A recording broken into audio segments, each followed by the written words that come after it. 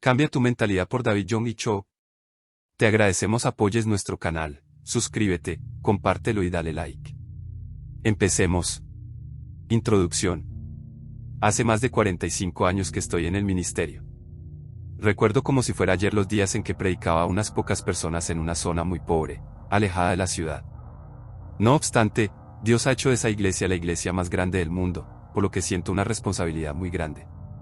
Siento un cariño y un amor muy especial por los pastores colegas que han ministrado conmigo durante mis primeros años, pues reconozco cuán grande fue su esfuerzo y sacrificio. Sabíamos en qué situación nos encontrábamos los unos y los otros, y sin tener ni siquiera tiempo para preocuparnos por nuestra salud, hacíamos lo mejor que podíamos para consolidar a las multitudes que llegaban domingo tras domingo. Actualmente cuento con más de 500 pastores que respaldan mi ministerio. Por tal motivo me causa mucha lástima el hecho de no poder compartir con las cosas familiares y personales, como los temas ministeriales. Como una muestra de solución a este pequeño inconveniente, he decidido tener una reunión todos los miércoles por la mañana, con el propósito de transmitirles mis inquietudes personales y las nuevas metas que debemos alcanzar para la evangelización de nuestra nación y del mundo. A través de esas reuniones he tenido la oportunidad de darles a conocer los nuevos sueños que el Espíritu Santo implantaba en mi alma, y les expresó muy sinceramente las inquietudes que guardaba en mi corazón. No hace mucho tiempo, los directores del Instituto Teológico Internacional me pidieron que autorizara la publicación de estos mensajes en libros, y les di mi permiso. En este libro usted se encontrará con un David Young y Cho distinto, pues contiene palabras que yo siempre quise comunicar. En todas maneras, no dudo que estos mensajes serán de gran inspiración y estímulo para su vida cristiana.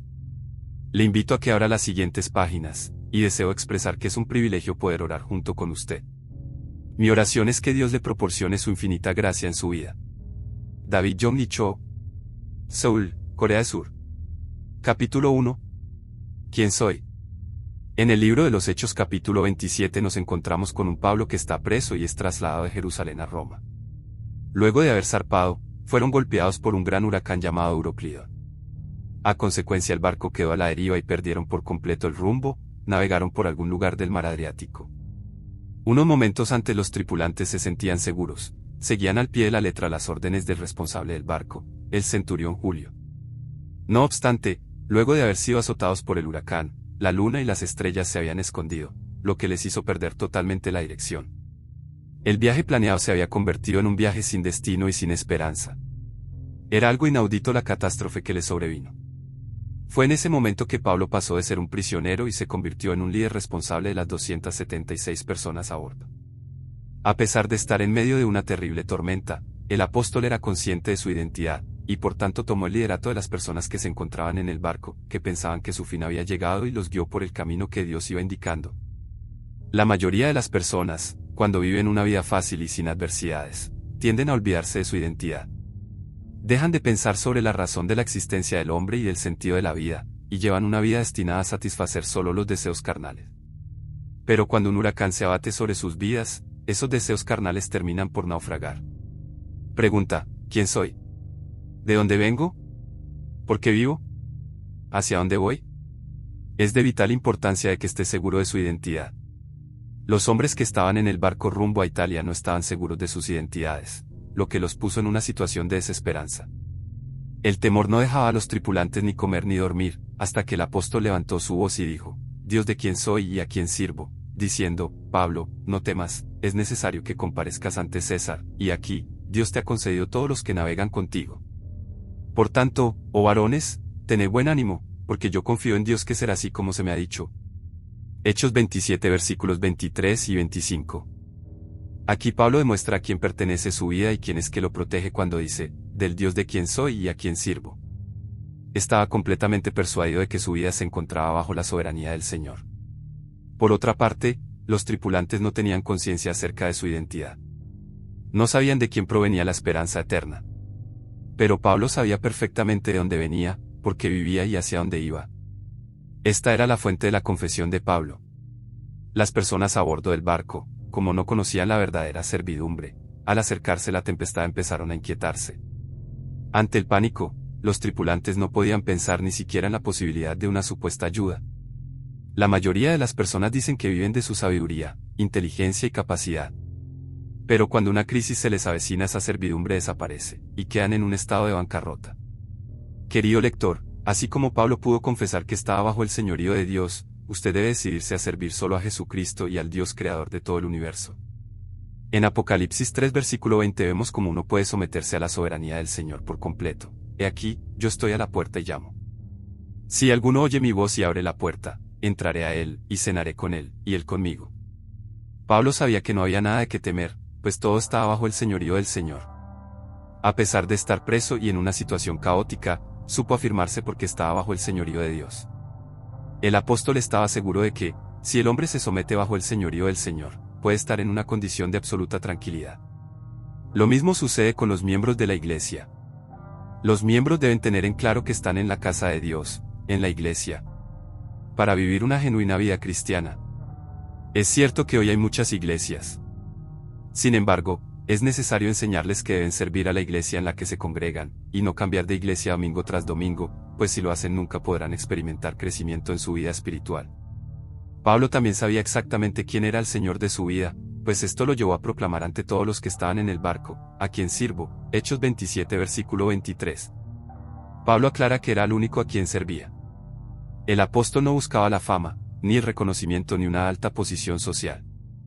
Tan solo buscaba y servía a Dios y a su reino. El reino de Dios se basa en la servidumbre. Y amarás a Jehová tu Dios de todo tu corazón, y de toda tu alma, y con todas tus fuerzas. Deuteronomio 6, 5. A los que sirven al Señor no les interesa la situación en que se encuentran, por más que ésta sea adversa y negativa, sino que cumplen con el deber que Dios les ha encomendado y no buscan nunca su propio beneficio. Hoy muchos tienden a servirse a sí mismos y no a Dios. Esto se debe a que guardan un espíritu de autoprotección. ¿Cuánto dinero obtendré? ¿Cuál será mi ganancia? Hoy la gente vive con este tipo de pensamiento. Pareciera difícil encontrar a un verdadero cristiano que entregue todo su ser al Señor. Este es un tema que debemos analizar más profundamente. ¿Estoy viviendo una vida consagrada al Señor? ¿O tan solo lo estoy usando? Debemos verificar a cuál de estas dos preguntas aspira nuestro corazón. Servir al Señor y usar al Señor son dos cosas completamente distintas. Vivir para Él implica sacrificarse para el reino de Dios y su justicia, porque los verdaderos hijos de Dios son los que se esfuerzan para manifestar la gloria de Dios en esta tierra. En cambio, a los que usan al Señor tan solo les importa gozar de sus beneficios, y no piensan en el reino de Dios y su justicia. Estos no tratan de servir al Señor de la iglesia, Jesucristo, sino que buscan la fama, la gloria y una alta posición social y religiosa. ¿Saben cuál fue la chispa que logró la explosión del Evangelio en la iglesia primitiva? Fue la fe de los hombres que no le temieron a la muerte, y mostraron la verdadera identidad del Evangelio. Pero con el transcurrir del tiempo los hombres empezaron a ser egoístas y a vivir para sí mismos. Los hombres que se olvidan de la identidad del Evangelio, nunca se esforzarán en predicarlo. Pero Pablo tenía en claro la identidad del Evangelio y, a pesar de estar en medio de un huracán, nunca había dejado de predicar la palabra de Dios. Y si llegara vivo a Roma, no dejaría de seguir testificando de Jesucristo, aun cuando estuviera en riesgo su vida. Para Pablo servir a Dios era el propósito, la razón y el valor de la vida. El propósito, la razón y el valor de nuestras vidas deben estar enfocados en servir a Dios. Él es nuestro único y absoluto soberano, nuestro Señor. Nosotros somos sus hijos, siervos y obreros. El rol del obrero es servir a su dueño.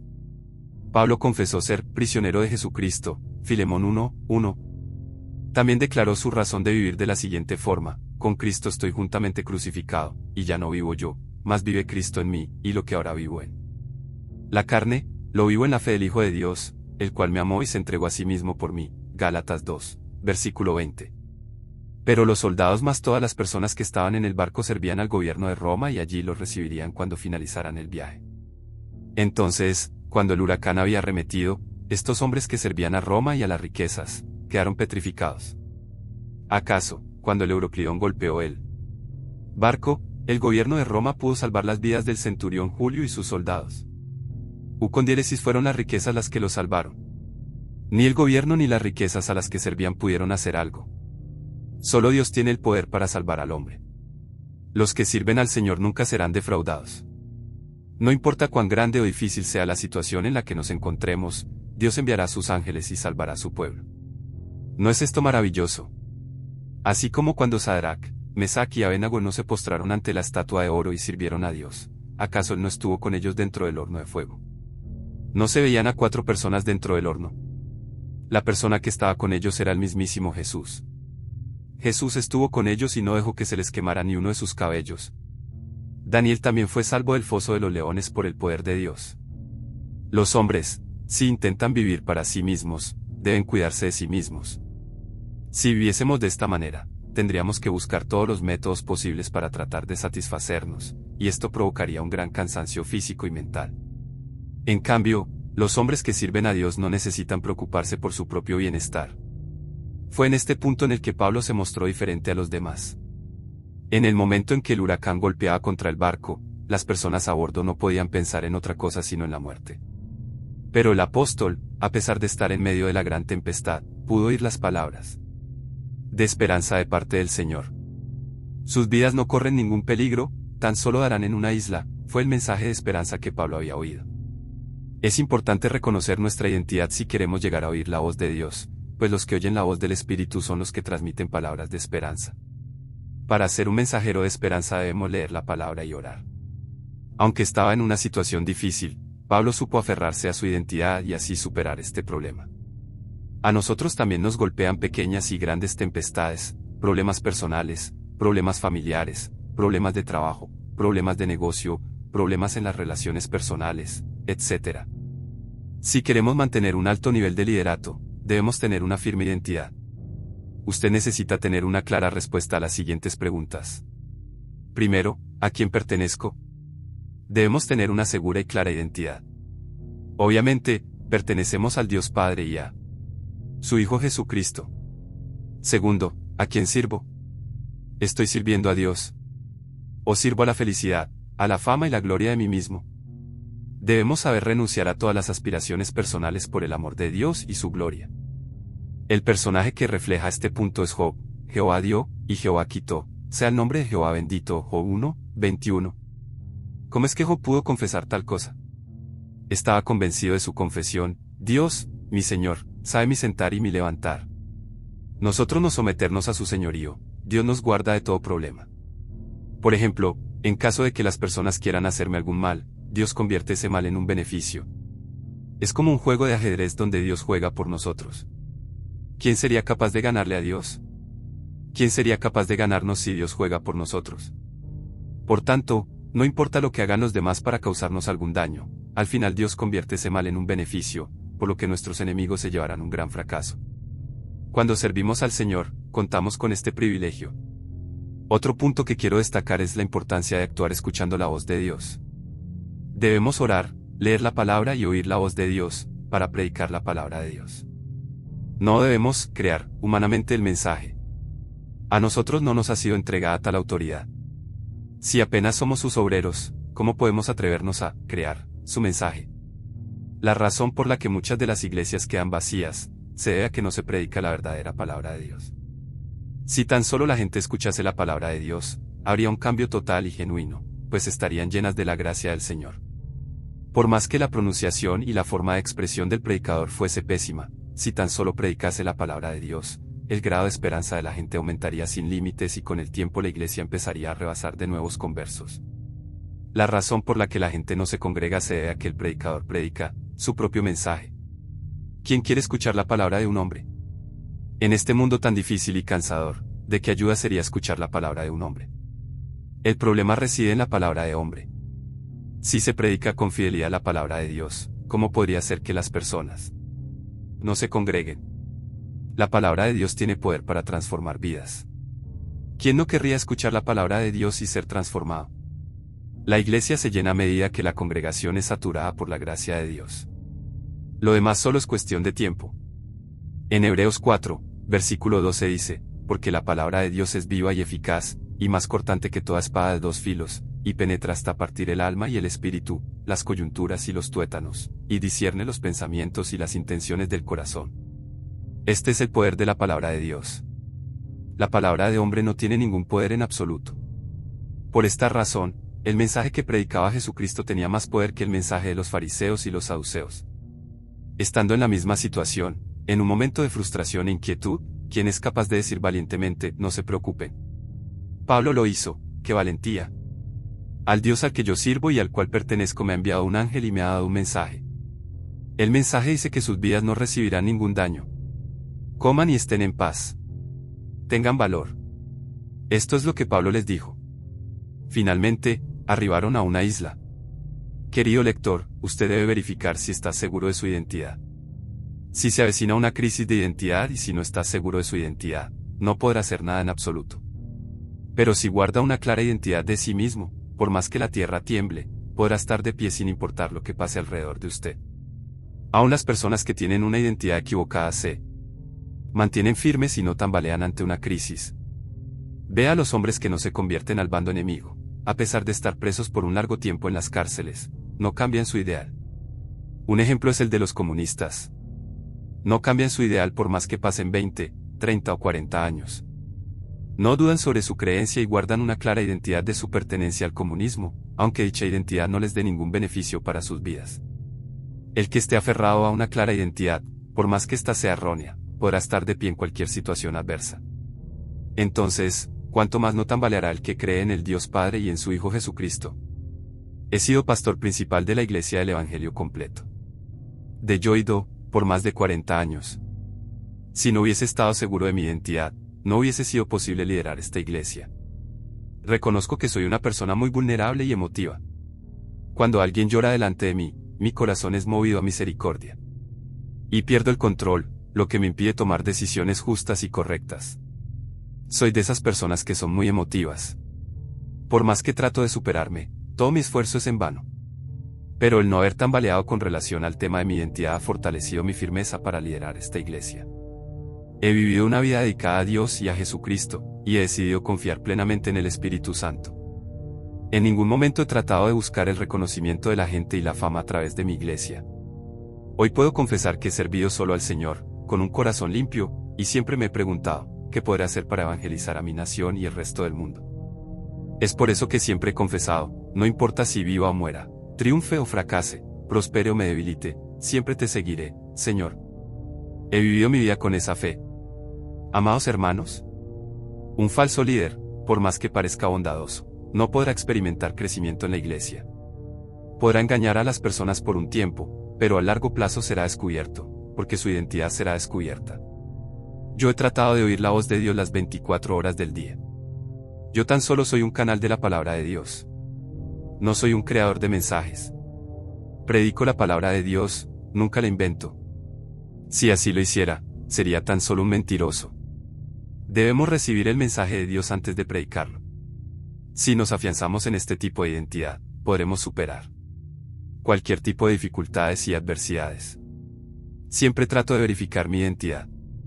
Me refiero a confesar repetidamente, solo serviré a mi Señor Dios y a su Hijo Jesucristo con todo mi corazón y mi mente. Tengo muy firme este tipo de identidad, oír la voz de Dios antes de subir a la plataforma. Pero con esto no quiero decir que ignore las opiniones de la gente. También pongo mucha atención a lo que la gente dice. Pero lo tomo únicamente si coincide con la palabra de Dios. Si es algo que Dios quiere, estoy dispuesto a obedecerle en todo. Por lo tanto, hermanos, no permitan en sus vidas ninguna crisis de identidad. Salgan de esa crisis. Sepan claramente a quién pertenecen y procuren tener una actitud de servidumbre. Actúen según la dirección de Dios. Si tan solo se disponen a servirlo con esta actitud, Dios estará con ustedes. Capítulo 2. La actitud frente al desafío. Arnold Toynbee dijo, la historia es una composición de desafíos y actitudes. Todo problema, por más que sea pequeño, es seguido por una actitud. Y se crea una nueva historia cuando es acompañado por una actitud correcta. En esta época los desafíos abundan en todo el orbe. Así como la revolución industrial ha sido un gran desafío para el hombre, hoy estamos frente a otro muy grande, la revolución de la informática. Tanto en el ámbito personal como empresarial o nacional, si actuamos debida y correctamente prosperaremos en la próxima generación. No obstante, de no ser así, terminaremos en la ruina. Algunos recordarán que el presidente de Corea del Sur dijo un día a la prensa, de ahora en adelante activaremos todos los negocios por Internet. Haremos todo lo posible a escala gubernamental para que las distancias sean cubiertas online. Creo que es una medida apropiada muy conveniente, ya que la vida en el siglo XXI ofrece una gran diferencia en comparación con los siglos pasados. Podemos calificar el siglo XX como una vida a velocidad de tortuga. Pero el siglo XXI será una vida a la velocidad de la luz. Gracias a la revolución de la comunicación, una infinita cantidad de información gira alrededor del mundo en segundos. Por lo tanto, el que cuente con la información más rápida y exacta será el que marque la diferencia y se beneficie. Hace mucho tiempo, he visto a través de las noticias de la televisión cómo la crisis económica había arrasado el negocio de los criadores de gallinas. Pero en un lugar del campo había un anciano de unos 80 años de edad que manejaba un criadero que, a pesar de la crisis, no solo seguía obteniendo beneficios, sino que expandía aún más su red de negocios. Al hacer un análisis del secreto del éxito, se descubrió que este anciano había aprendido a usar la computadora con acceso a Internet, y eso lo ayuda a estar al tanto de los cambios de precios tanto en el ámbito nacional como en el internacional. A través de esto, el anciano, viendo la tendencia y los precios, despachaba la mercancía. Por ejemplo, si en Busan, la segunda ciudad más importante de Corea del Sur, subía el precio de los huevos, despachaba toda la mercancía hacia esa zona. Si así sucediera en Seúl, no dudaba en remitir rápidamente la mercancía para la ciudad capital. Y si subía en Japón, inmediatamente se contactaba con los exportadores y la enviaba a ese país. Todo esto le produjo un gran beneficio y, sobre todo, una poderosa red de negocios. A pesar de ser un anciano que vivía en el campo, se abrió un camino en el mundo a través de la Internet para la venta de huevos, lo que le permitió expandir su mercado. Pero los que se manejaban especulando con la suerte, terminaron en la quiebra. Este es un ejemplo claro de cuán importante es la informática. Ahora en adelante será indispensable para las personas que tengan pequeñas y medianas empresas meterse en el diluvio de la información y obtener muy detalladamente toda la información posible para mantener su empresa estable. Esta es la manera de actuar competitivamente frente al desafío.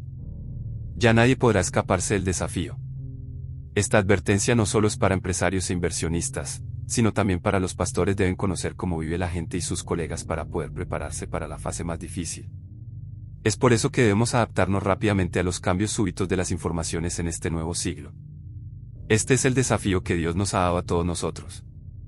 En 1 Samuel 17, en el Antiguo Testamento, notamos el mismo desafío se les fue dado a Saúl y a David. Ese reto no era nada más ni nada menos que Goliat. Frente a ese desafío, Saúl y su ejército no pudieron hacer nada en absoluto, sino que tuvieron temor y retrocedieron. Es por eso que han quedado en un segundo plano en la historia de la humanidad. Pero David, con gran fe y valentía, se enfrentó al enorme desafío.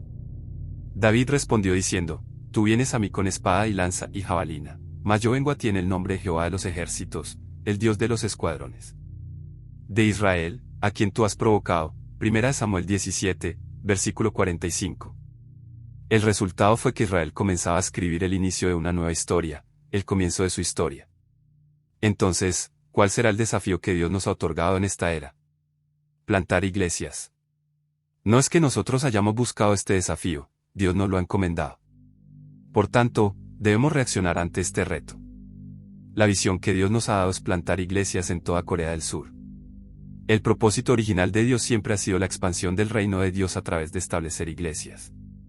Es por eso que estamos esforzándonos en plantar iglesias. Y estamos orando y apoyando financieramente por 3 años hasta que la iglesia pueda afirmarse en su zona. ¿Qué haremos ante el desafío de plantar nuevas iglesias? ¿Seremos los Souls o los Davis de este tiempo? Este es el desafío que Dios nos ha dado a todos nosotros. Le hago otra pregunta. ¿Escribiremos una nueva historia o nos conformaremos y nos detendremos? Este es otro desafío.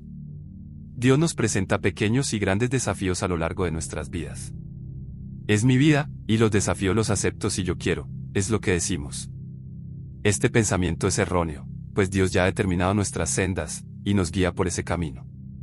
Si queremos saber hacia dónde Él nos guía, debemos averiguar qué clase de desafío se nos presenta delante de nosotros. ¿Cuáles tengo yo en mi vida? Esto es lo más importante que debemos percibir. Debemos mirar qué clase de Goliat se nos avecina. Goliat llega y nos desafía. Si tomamos una actitud como la que tomó David, seremos los protagonistas de una nueva historia. Sin embargo, para tomar una actitud así debemos prepararnos. Por ejemplo, piensen en los escaladores de montañas. Primero deben inspeccionar detalladamente el camino montañoso y deben determinar un curso. ¿Será solamente eso? No. Deben preparar zapatillas especiales para escalar, el traje adecuado y todo el equipo necesario para llegar a destino. Además, debe hacer un entrenamiento para poder adaptarse al clima.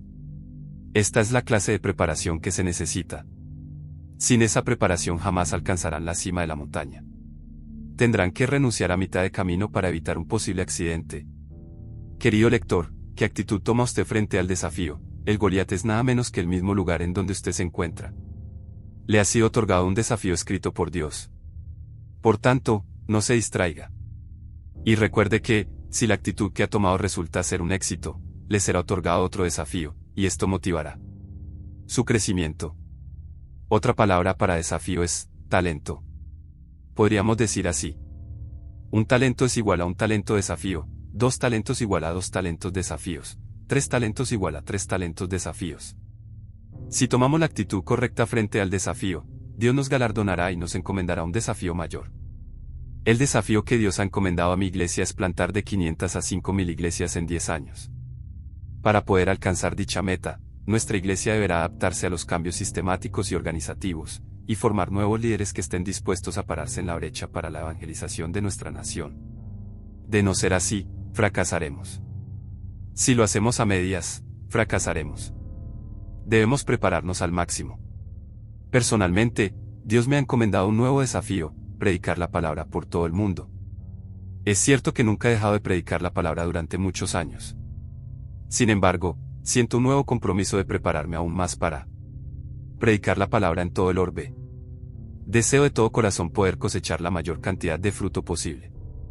Si tomo la actitud que tomó Saúl ante el desafío que se le presentó, sé que no podré entrar en una nueva historia. Pero si tomo la actitud de fe que tomó David, sé que escribiré una nueva historia en el área del evangelismo. Hermanos, anhelo de todo corazón que Dios los ilumine para que cada uno de ustedes pueda discernir el desafío que Dios les ha encomendado. Cuando tomen la actitud correcta y logren el éxito, Dios los galardonará. Dios los llevará a otra dimensión de vida y les encomendará otro gran desafío. Existen desafíos de nivel nacional. El desafío que fue otorgado a mi nación es la reforma política y el progreso económico. Lamentablemente, la política en nuestro país todavía no ha podido liberarse de su antiguo estilo. En las elecciones vemos que la gente vota con una serie de ideas que no aportan para el progreso de nuestra nación, así como el lugar de nacimiento y la institución educacional del candidato. Si no tomamos medidas adecuadas con relación a la reforma política, la misma no progresará. Ahora, nuestra nación debe tomar una actitud para la reforma política. Nosotros, los coreanos del sur, debemos votar a candidatos que se comprometan con el pueblo y que lleven al país hacia un camino mejor. Hoy Corea del Sur sufre divisiones territoriales con relación a la política y esto es un conflicto. ¿Qué se obtiene con esto? En caso de que no haya una reforma política, no habrá progreso en nuestro país. Si deseamos tomar la mejor actitud frente a este desafío, debemos aprender a votar a una persona sincera a quien Dios le complazca. También debemos tomar una actitud adecuada ante el desarrollo económico. Años atrás la economía coreana había sufrido una gran crisis, lo que causó un alto porcentaje de desempleo, y el conflicto obrero-patronal parecía no tener fin. Esto se debió a que fallamos en tomar las medidas correctas en cuanto a la reforma económica. Por ejemplo, las grandes empresas hicieron muy poco para el desarrollo de nuevas técnicas, lo que causó atraso en el mercado mundial y el desmembramiento de las pequeñas y medianas empresas. El gobierno no pudo resolver este sistema de desequilibrio. Por ende, la economía entró en una crisis total. Pero no es tarde, este es el momento en que debemos tomar una actitud adecuada ante este desafío llamado desarrollo económico. El pueblo debe aprender el significado de la palabra frugalidad. El gobierno debe regular las leyes para que la tasa de desempleados se reduzca. Las empresas deben analizar el porqué de esta crisis y pensar cómo crear nuevas técnicas para superar este obstáculo. De esta manera la economía coreana recobrará esperanza. Vivimos en un mundo de infinitos desafíos. Los que fracasen quedarán borrados de la historia. Solo cuando logremos superar este obstáculo y tomemos la actitud correcta ante cada desafío, lograremos escribir una nueva historia. Vivimos en una era donde abunda la información. Hoy la información cubre todo el orbe a la velocidad de la luz. Por tanto, usted falla en esta área, falla en todo. La información es lo que definirá su supervivencia. Los animo a que sean no solo personas que se muestren firmes frente al desafío, sino también personas que tengan la sabiduría de actuar correctamente en cada desafío que se les presenta. Capítulo 3. AINCO. Si vemos la Tierra geográficamente, notaremos que las regiones en donde el clima es templado son más extensas y los recursos naturales son casi ilimitados. Por supuesto, Por otro lado, hay regiones en donde el clima es muy frío, la tierra no es fértil y los recursos naturales son muy escasos. Por tanto, los países que se encuentran en las regiones tropicales, al no tener un clima muy frío durante todo el año, no necesitan gastar mucho gas ni petróleo. Es más, las frutas siempre abundan y la gente no siente necesidad de preocuparse para sobrevivir. No obstante, lo interesante es que a pesar de todo esto, estos países se destacan por ser pobres y subdesarrollados. Por otro lado, los países que no cuentan con muchos recursos naturales, tales como el norte de Europa y América del Norte, son actualmente los países más desarrollados del mundo. En los países tales como Noruega, Dinamarca, Suecia y Finlandia, durante el invierno, el sol permanece apenas desde las 10 de la mañana hasta las 3 de la tarde, lo que obliga a la gente a soportar una larga noche fría. Lo sorprendente es que las regiones que cuentan con pocos recursos naturales son los que más se han desarrollado. Un par de décadas atrás, cuando mi país estaba prácticamente en ruinas, fui a Europa en una oportunidad y les pedí, por favor, ayúdennos. Y en lugar de darme una respuesta me hicieron una pregunta: ¿nieva en Corea?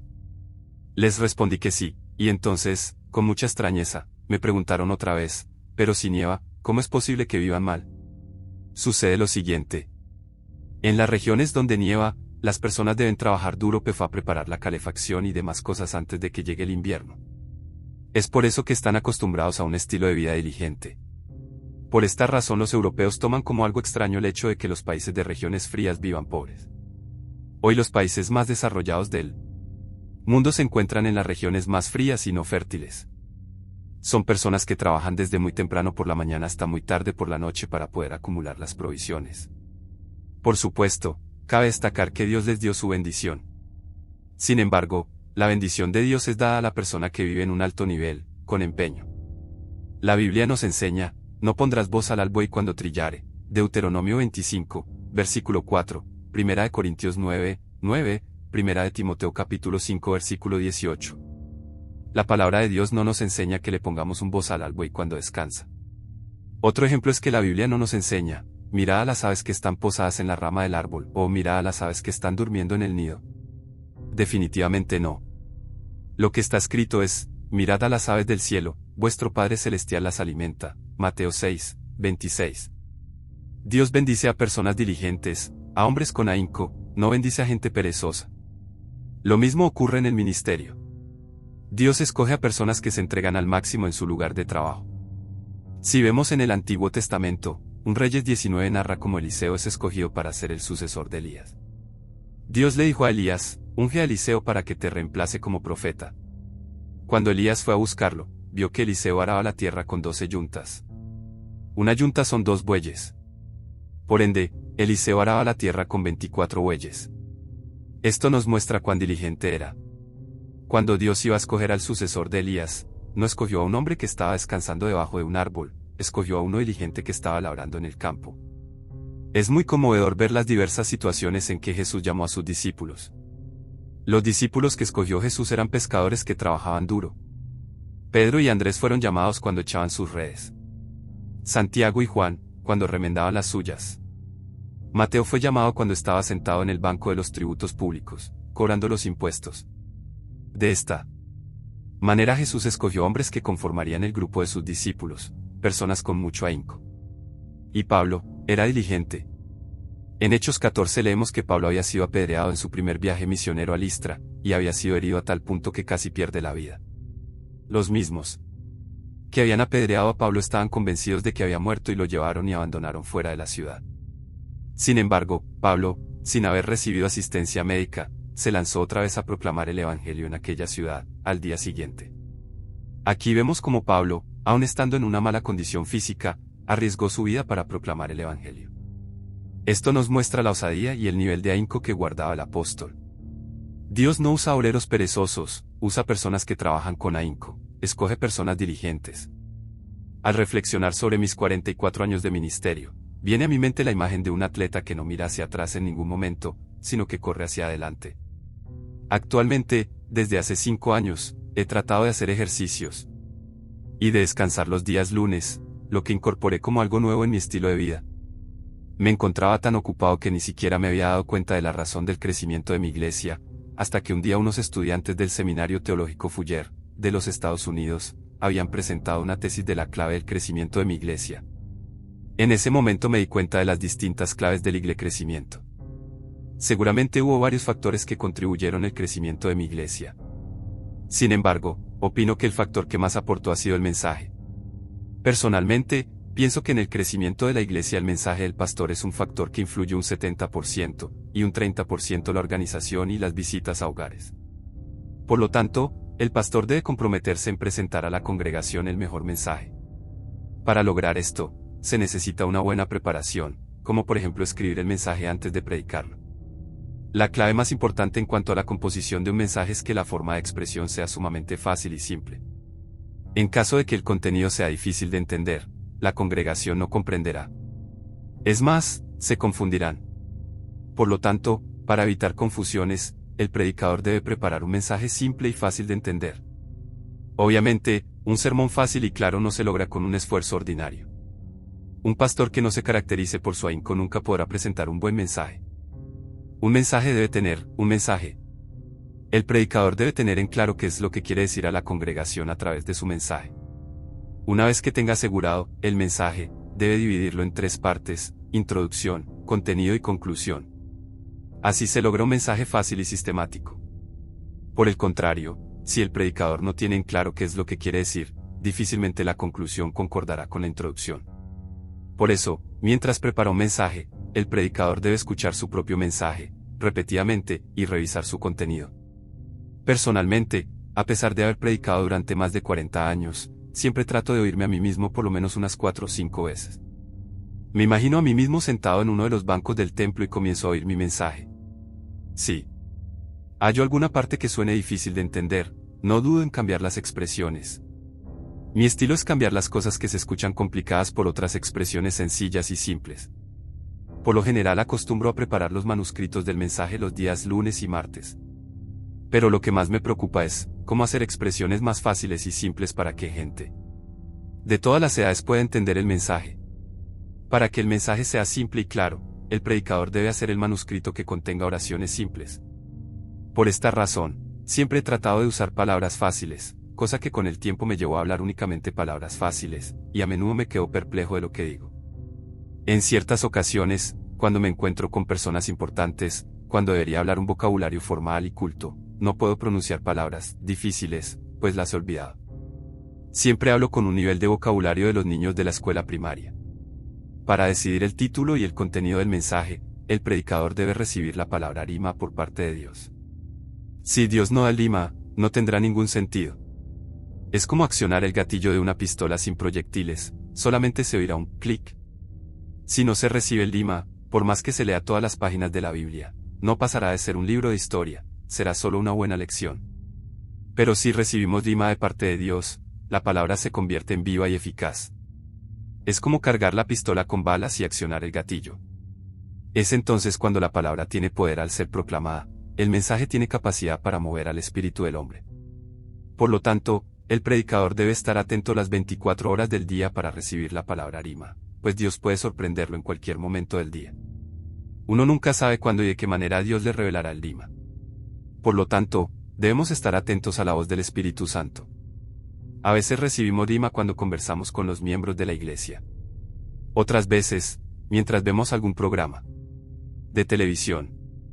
Y otras, mientras leemos un libro. Así, como no sabemos la hora y el lugar donde Dios nos revelará su rima, nosotros, los predicadores, debemos estar atentos las 24 horas del día.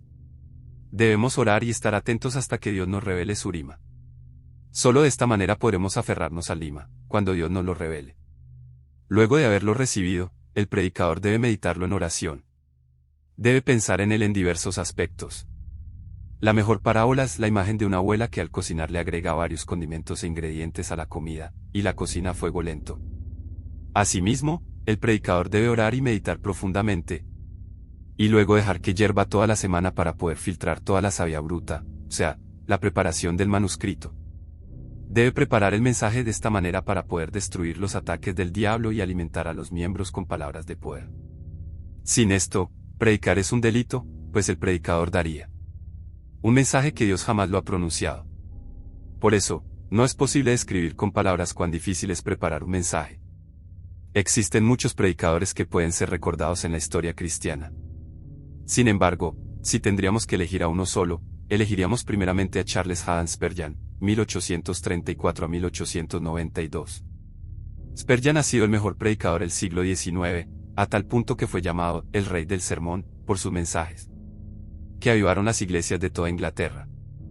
En su biografía, su esposa confiesa que él ni siquiera supo de la enfermedad que padecía, hasta los 50 años de edad, la que soportó hasta que murió. Esa enfermedad se originó por el estrés que le causaba tanto predicar, y por cómo se entregaba a esa tarea. Un predicador debe gastar toda su energía en la preparación de sus mensajes. De esta manera el ministerio recobra vida y avivamiento. El avivamiento no viene por las visitas a los hogares o por la comunión. Las relaciones personales son tanto superficiales como variables.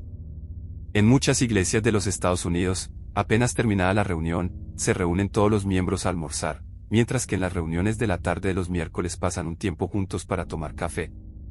A pesar de todo esto, las iglesias de ese país no tienen avivamiento, todo lo contrario, se dividen cada vez más.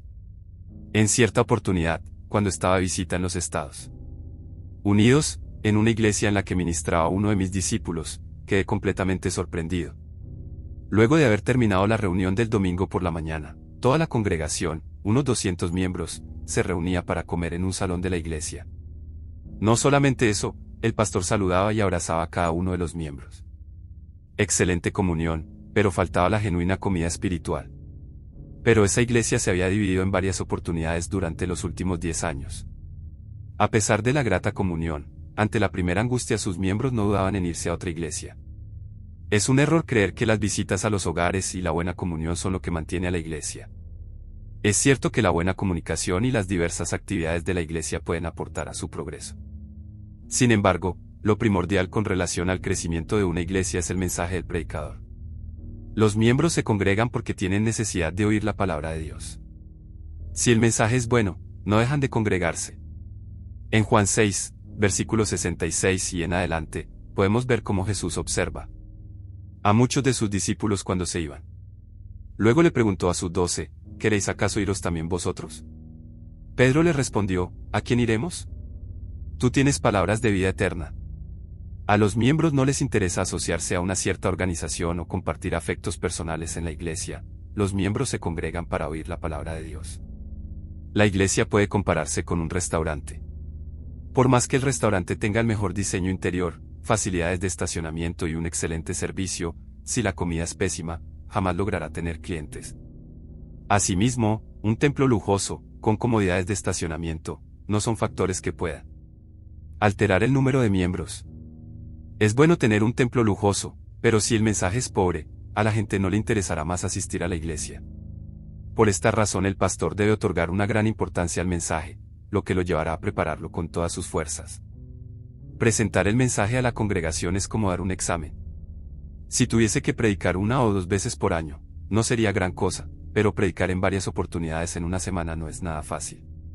Aun excluyendo los mensajes de días especiales como el fallecimiento de algún miembro, preparar los mensajes de cultos regulares, tales como los del domingo por la mañana, los de los miércoles por la tarde, los de las reuniones de oración por la madrugada y los sermones de los viernes por la noche, resulta muy difícil. Es por eso que el pastor debe leer mucha cantidad de libros y adquirir nuevas informaciones, para luego poder utilizarlas en el mensaje. Además, debe orar y acumular la mayor cantidad de información posible constantemente. Los días que creo que he predicado bien, siento mucha alegría. Pero, por el contrario, si me doy cuenta que el mensaje fue un desastre, llego a un punto de querer dejar de ministrar. Los predicadores sufren este tipo de dolor. Por eso les quiero decir a los pastores que tienen muchos o pocos años en el ministerio, que es de vital importancia recibir la palabra rima y luego esforzarse en preparar la predicación con todo su corazón. De la misma manera que un león usa todas sus fuerzas, tanto para cazar a una gran vaca como a un pequeño conejo, los predicadores deben alcanzar la excelencia tanto en los mensajes que se predican en las células como en los cultos de los domingos. El predicador debe estar con la misma actitud al entregar el mensaje, tanto en las pequeñas como en las grandes reuniones. Lo más importante, la excelencia debe notarse en el proceso de preparación de cada mensaje, pues esto es lo que conmueve el corazón y el espíritu de las personas. Recuerde que al mensaje del pastor vendrá el igle crecimiento. Capítulo 4. Células, clave del igle crecimiento. En el día de ayer un pastor de Seattle, Washington, Estados Unidos, vino a visitarme, junto a algunos de sus miembros. Este pastor confesaba que las iglesias de los Estados Unidos habían llegado a un límite. Dijo, sinceramente, que, aunque las iglesias parecían ser numerosas, cada año su número disminuía. A pesar de todo el esfuerzo del pastor y de los nuevos conversos. Al poco tiempo había menos gente. Era corno que existía una puerta trasera. Al leer mi libro titulado Grupo Familiar y el crecimiento de la iglesia, había decidido visitar Corea del Sur para aprender el secreto de las células. Se veían muy decididos, deseaban aprender este ministerio. Con el transcurso del tiempo las personas se están volviendo más y más individualistas. La noción de colectividad se está perdiendo. Al ver que la educación y la información se reciben más rápidamente a través de una simple computadora, las personas tienden a depender de ella y no de otras personas. Ya no sienten necesidad de ir de un lugar a otro para adquirir información, para hacerse de amigos o realizar compras. En pocas palabras, la computadora puede ahorrarnos tiempo en todo aspecto. Entrar en la era digital, el hombre tiende a mantenerse en el mundo del anonimato, trata de vivir una vida aislada de los demás, evita reunirse en masa. Por ejemplo, al llegar a sus hogares rehúsan comunicarse con alguien, prefieren mantenerse aislados. Esto no solamente pasa en los Estados Unidos, sino en todo el mundo. Hoy los jóvenes en nuestro país llegan a sus casas lo más rápido posible para sentarse frente al monitor y chatear. Al familiarizarnos más con las computadoras, nos aislamos más de las relaciones personales. Las iglesias hoy deben adaptarse rápidamente a los cambios de esta era para poder mantener su crecimiento. Y las células, las reuniones de pequeños grupos en hogares, son la única clave del crecimiento. Cada vez que tengo una oportunidad de hablar sobre células en el exterior, enfatizo lo siguiente: las células son como una red de pesca. Para que la iglesia crezca, debemos tener a los Pedros, Jacobas y Juanes, y por último a los Pablos. Pedro fue llamado mientras lanzaba sus redes, Jacobo y Juan mientras remendaban las suyas, y Pablo mientras trabajaba en la confección de carpas. Debe haber personas que cumplan estos roles para que la iglesia crezca. Entonces, ¿cómo funciona el ministerio de las células? Primero deben lanzarse las redes, tal como lo hizo Pedro. Las cañas pescan 2 o 3 peces a la vez, no más, en cambio las redes son capaces de pescar cientos en una redada. Si el pastor tratara por sí solo de convertir uno por uno, sería como pescar con caña. ¿Cuántas almas podríamos lograr que se conviertan de esta forma? No muchas. Entonces, ¿no sería mejor lanzar redes en todas las zonas de la ciudad? De esta manera funciona la red de las células. ¿Quiénes son las redes? Los mismos miembros. Debemos lanzar la red de células en todos los rincones de la ciudad para poder pescar la mayor cantidad de almas posible. El pastor no debe tratar de salvar almas por sí solo. Los pastores colegas también deben involucrarse en esta pesca. Los pastores deben cumplir las funciones de Jacobo y Juan. En la Biblia vemos que Jacobo y Juan fueron llamados mientras remendaban sus redes. Durante la pesca puede suceder que la red se desgarre y se forme un agujero por donde se pierde toda la pesca. Las redes de las células son iguales, porque es usual que los líderes no estén bien capacitados, o que se enfermen o se muden, lo que provocaría un agujero enorme en la red. Por lo tanto, debe haber líderes que se capaciten, que puedan reemplazar al ex líder de la célula, en otras palabras, remendar la red. Entonces, ¿cuál es el rol del pastor? El pastor es como Pablo, debe preparar la carpa y consolidar a los nuevos miembros que se acercan a las iglesias. Hace muchos años, cuando nuestra iglesia estaba ubicada en Seodaemun, Seúl, concurría una increíble cantidad de nuevos creyentes. Lo sorprendente era que las iglesias vecinas traían a los nuevos conversos a nuestra iglesia. Al preguntar el motivo de tal acción, explicaban que ellos no contaban con la suficiente capacidad como para consolidarlos, y es por eso que habían decidido afianzarlos en nuestra iglesia. Este es el ministerio de Pablo. El rol del pastor es orar fervientemente y leer la Biblia para poder brindar ayuda a los miembros que sufren de problemas. Por más que en las células se predique la palabra y traiga nuevos creyentes, si el mensaje del pastor no es inspirado y no satisface las necesidades de la gente, dejarán de asistir a la iglesia. Por más que el trabajo del líder de células sea excelente, si el pastor falla en cumplir satisfactoriamente su rol, todo será en vano. Los 3 roles deben trabajar en armonía. Primero, los miembros deben lanzar redes y pescar la mayor cantidad de almas posible. Luego los líderes que estén capacitados deben remendar las redes que se rompen y, por último, el pastor debe guiar a los nuevos creyentes a su carpa, la iglesia, para luego consolidarlos allí. Un defecto en cualquiera de estas 3 facetas hará que la iglesia cese su crecimiento. La razón por la que nuestra iglesia ha logrado mantener su ritmo de crecimiento fue gracias a la armonía en cada faceta. Nuestra iglesia siempre ha mantenido una excelente organización. Los pastores se esforzaban para entrenar líderes de células. Y esos líderes, que eran llenos del Espíritu Santo, salían a las calles y predicaban en las distintas zonas de la ciudad. Los pastores que estaban en el liderato de cada ministerio animaban a los líderes de las células, y si se producía un agujero en la red, inmediatamente entrenaban a otro líder para que lo reemplazara. Obviamente, yo también tenía que utilizar todas mis fuerzas para alimentar a los miembros con la palabra de Dios. Lamentablemente, en estos momentos mi iglesia tiene dos debilidades. Primero, la dinámica de las células ha disminuido drásticamente. Con el paso del tiempo los líderes de células han perdido la pasión por el Evangelio. En tiempos difíciles, los líderes estaban llenos del Espíritu Santo y predicaban el reino de Dios de un lugar a otro. Pero ahora, al gozar de la prosperidad de Dios, han perdido esa pasión, se han encerrado en el individualismo. Mientras yo tenga una buena vida cristiana es suficiente, para que de complicarme la vida visitando y ayudando a otros. Esto es lo que muchos líderes dicen hoy. Y es por eso que las redes se encuentran rotas. Mi esfuerzo personal es en vano sin la ayuda de los líderes de células. Creo que este es el problema más grave que tiene mi iglesia. Segundo, la eficiencia de los pastores ha disminuido. El rol de los pastores es revisar las redes y remendarlas en caso de ser necesario.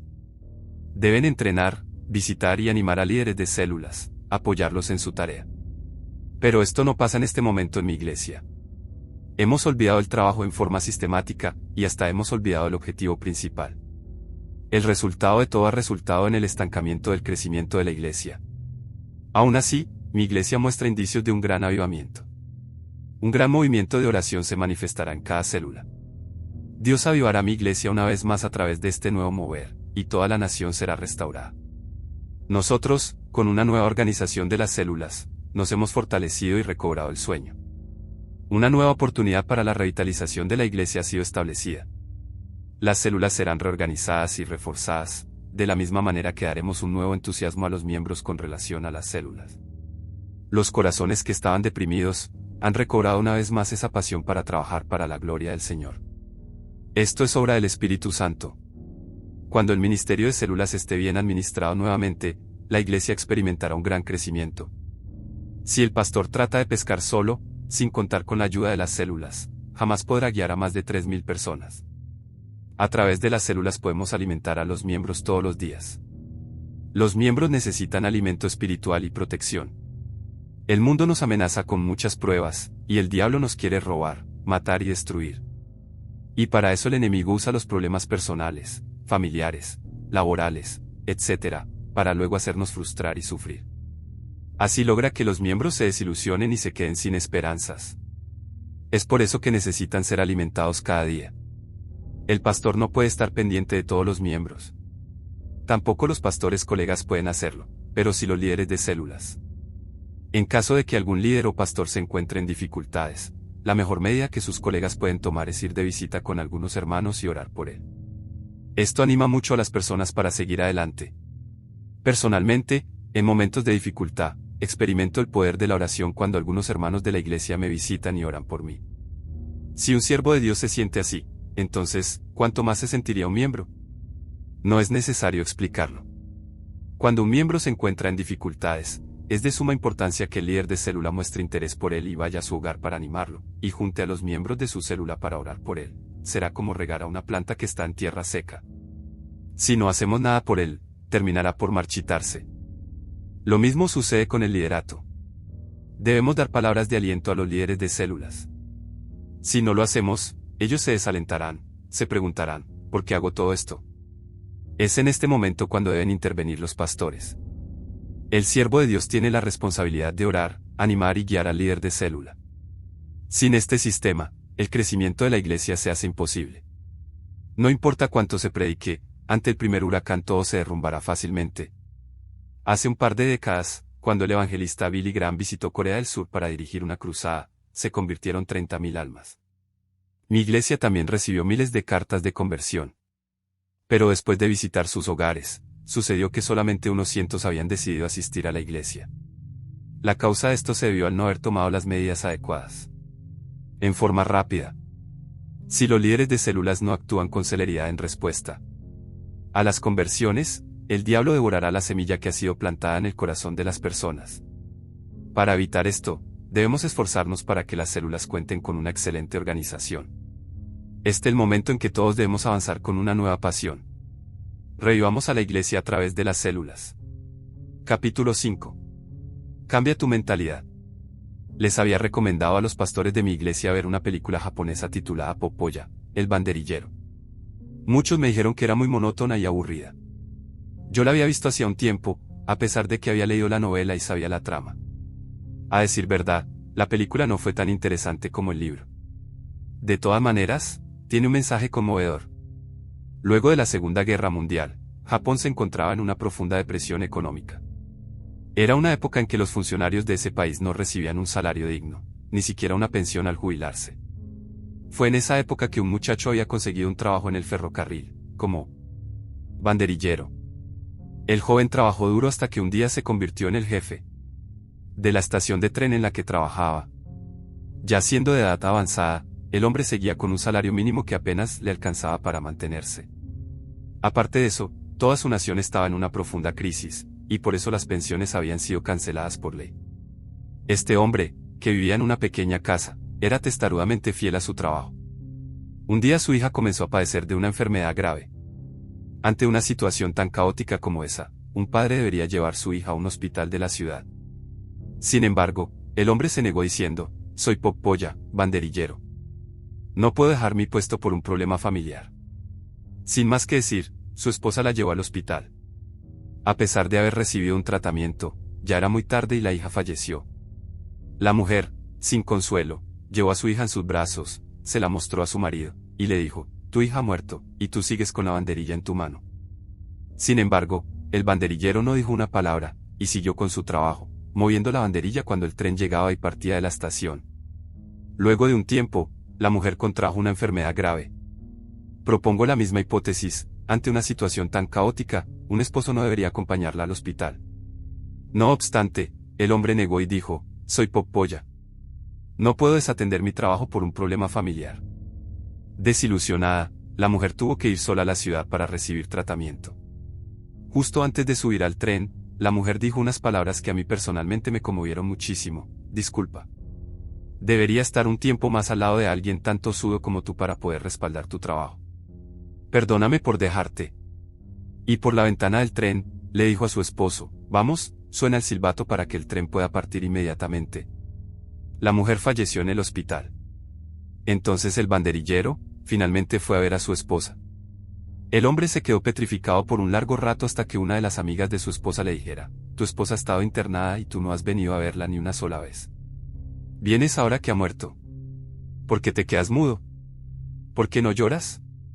Al oír estas palabras el hombre se quedó callado, con lágrimas en sus ojos.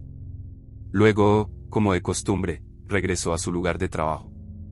Había perdido a su hija y a su esposa, lo único que le quedaba era vivir una vida fiel a su trabajo.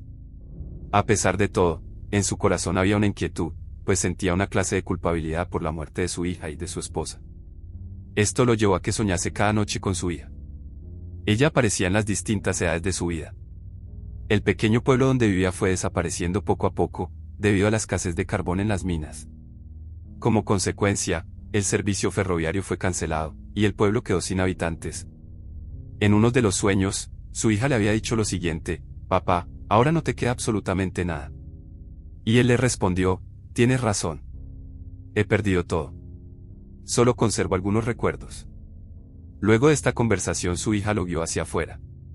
Ese día nevaba mucho, el hombre llegó a una de las plataformas de la estación, y cayó muerto por una conmoción cerebral. La estación, y cayó muerto por una conmoción cerebral. La razón por la que los japoneses se conmueven tanto al ver esta película, se debe a que se sienten identificados con el protagonista. Los que no conocen la cultura japonesa, jamás podrán entender este tipo de mentalidad, aunque algunos entenderán algo del carácter étnico de los japoneses a través de esta novela llevada al cine. Los japoneses son muy fieles y responsables al trabajo. Sin embargo, nosotros, los coreanos, pareciera que no tenemos problemas en dejar el trabajo por algún problema, como puede ser la enfermedad de un miembro de la familia. La razón por la que nuestro país no supera a su país vecino se debe a su pobre mentalidad. No es que nosotros seamos menos preparados ni menos inteligentes que ellos. Sin embargo, fíjese en la mentalidad que tienen los japoneses. Nadie inspecciona a un banderillero que trabaja en el campo. Además, el tren pasa una sola vez por día, a las 5 de la tarde, lo que significa que este hombre tiene un horario que no lo obliga a madrugar. Ni tampoco sale tarde de su trabajo. Tan solo de estar en la estación en el momento en que llega y sale el tren. No obstante, este hombre era fiel a su trabajo, cumplía su horario y no abandonaba su trabajo por un problema familiar. Ahora, póngase en lugar de este hombre. ¿Qué hubiera hecho usted? El banderillero madrugaba para ir a su trabajo. El tren llegaba una sola vez al día. Podría haber llevado a su hija y a su esposa al hospital, sin desatender la llegada y la partida del tren. No obstante, decía que no podía estar fuera de su lugar en horario de trabajo. Era muy responsable, a pesar de que no era vigilado. Y tampoco recibía órdenes las 24 horas del día. Él lo hacía por el simple hecho de que sentía que debía cumplir con su horario de trabajo. Lo que deseo expresar es que necesitamos aprender este tipo de mentalidad. A través del ministerio en Japón, he notado lo fieles que son la mayoría de los funcionarios públicos y trabajadores de ese pequeño país. Toman su trabajo muy a pecho, aunque no sean inspeccionados.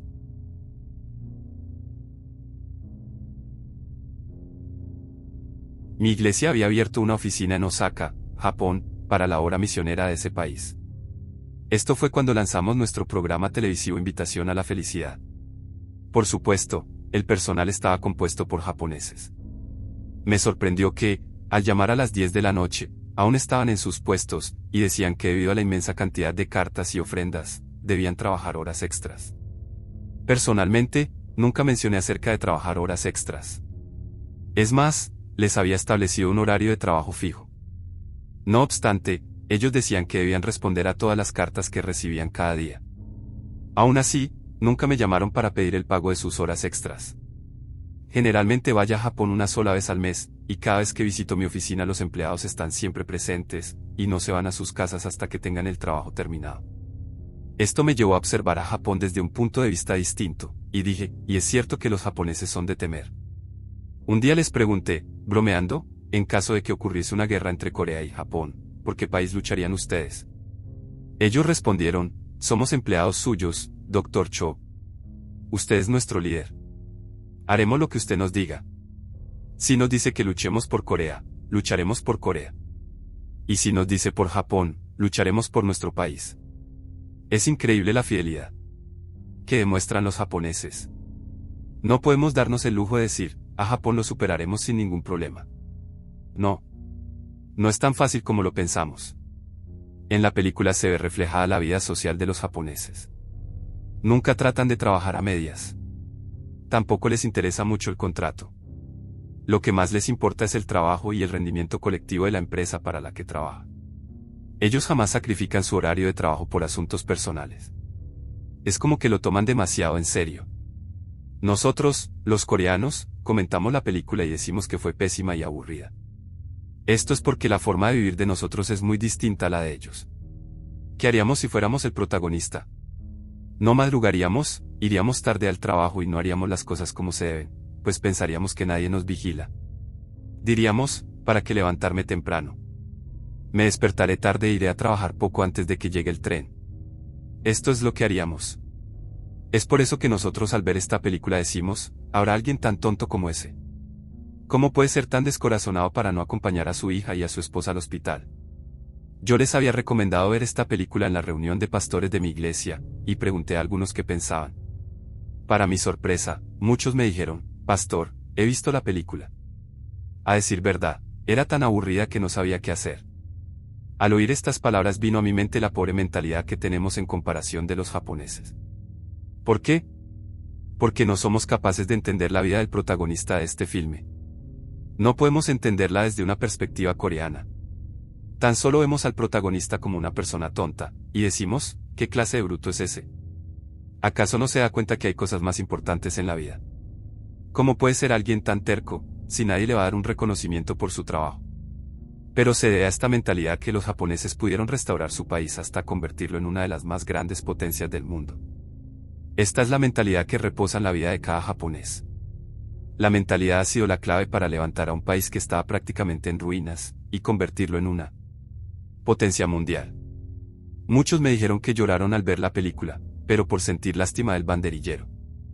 Él vivió toda su vida en el campo, y nadie lo reconoció por su trabajo. Lo peor de todo llegó cuando perdió a su hija y a su esposa. No obstante, el hombre en todo momento de su vida dijo murmurando, soy Popoya. Un día, un amigo le preguntó sobre la razón por la que vivía de esa forma, y él respondió diciendo que su padre le había enseñado a vivir así. Nuestro país ha sufrido una gran crisis económica a causa de la guerra. La única manera de superarla es a través del trabajo duro de cada uno de nosotros.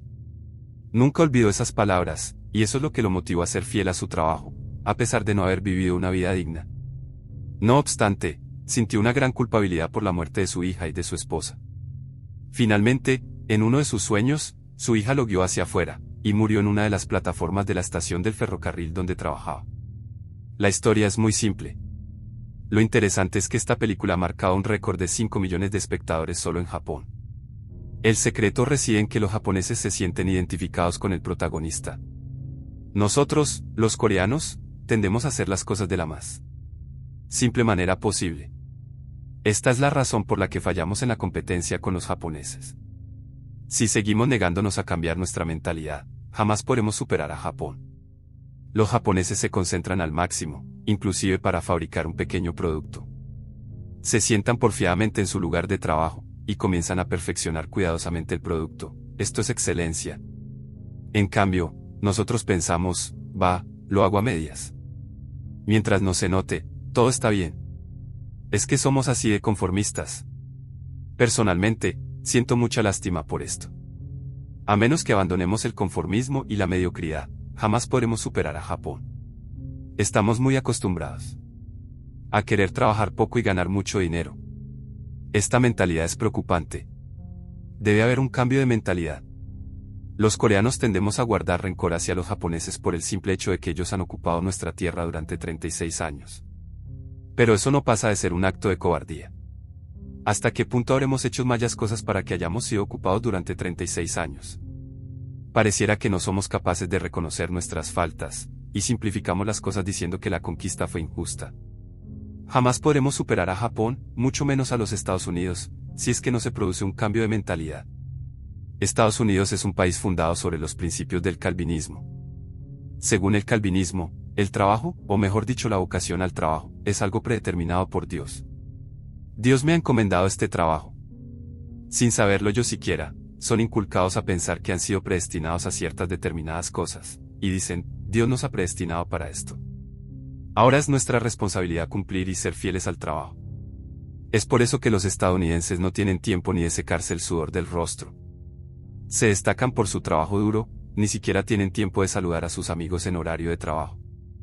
En cambio, nosotros salimos corriendo a descansar. Decimos, vaya a tomar un café. Esto es algo que no sucede en los Estados Unidos. La productividad de nuestro país alcanza apenas el 60% en comparación con los Estados Unidos. Recordemos, nuestro país necesita un cambio de mentalidad urgente para que pueda seguir subsistiendo.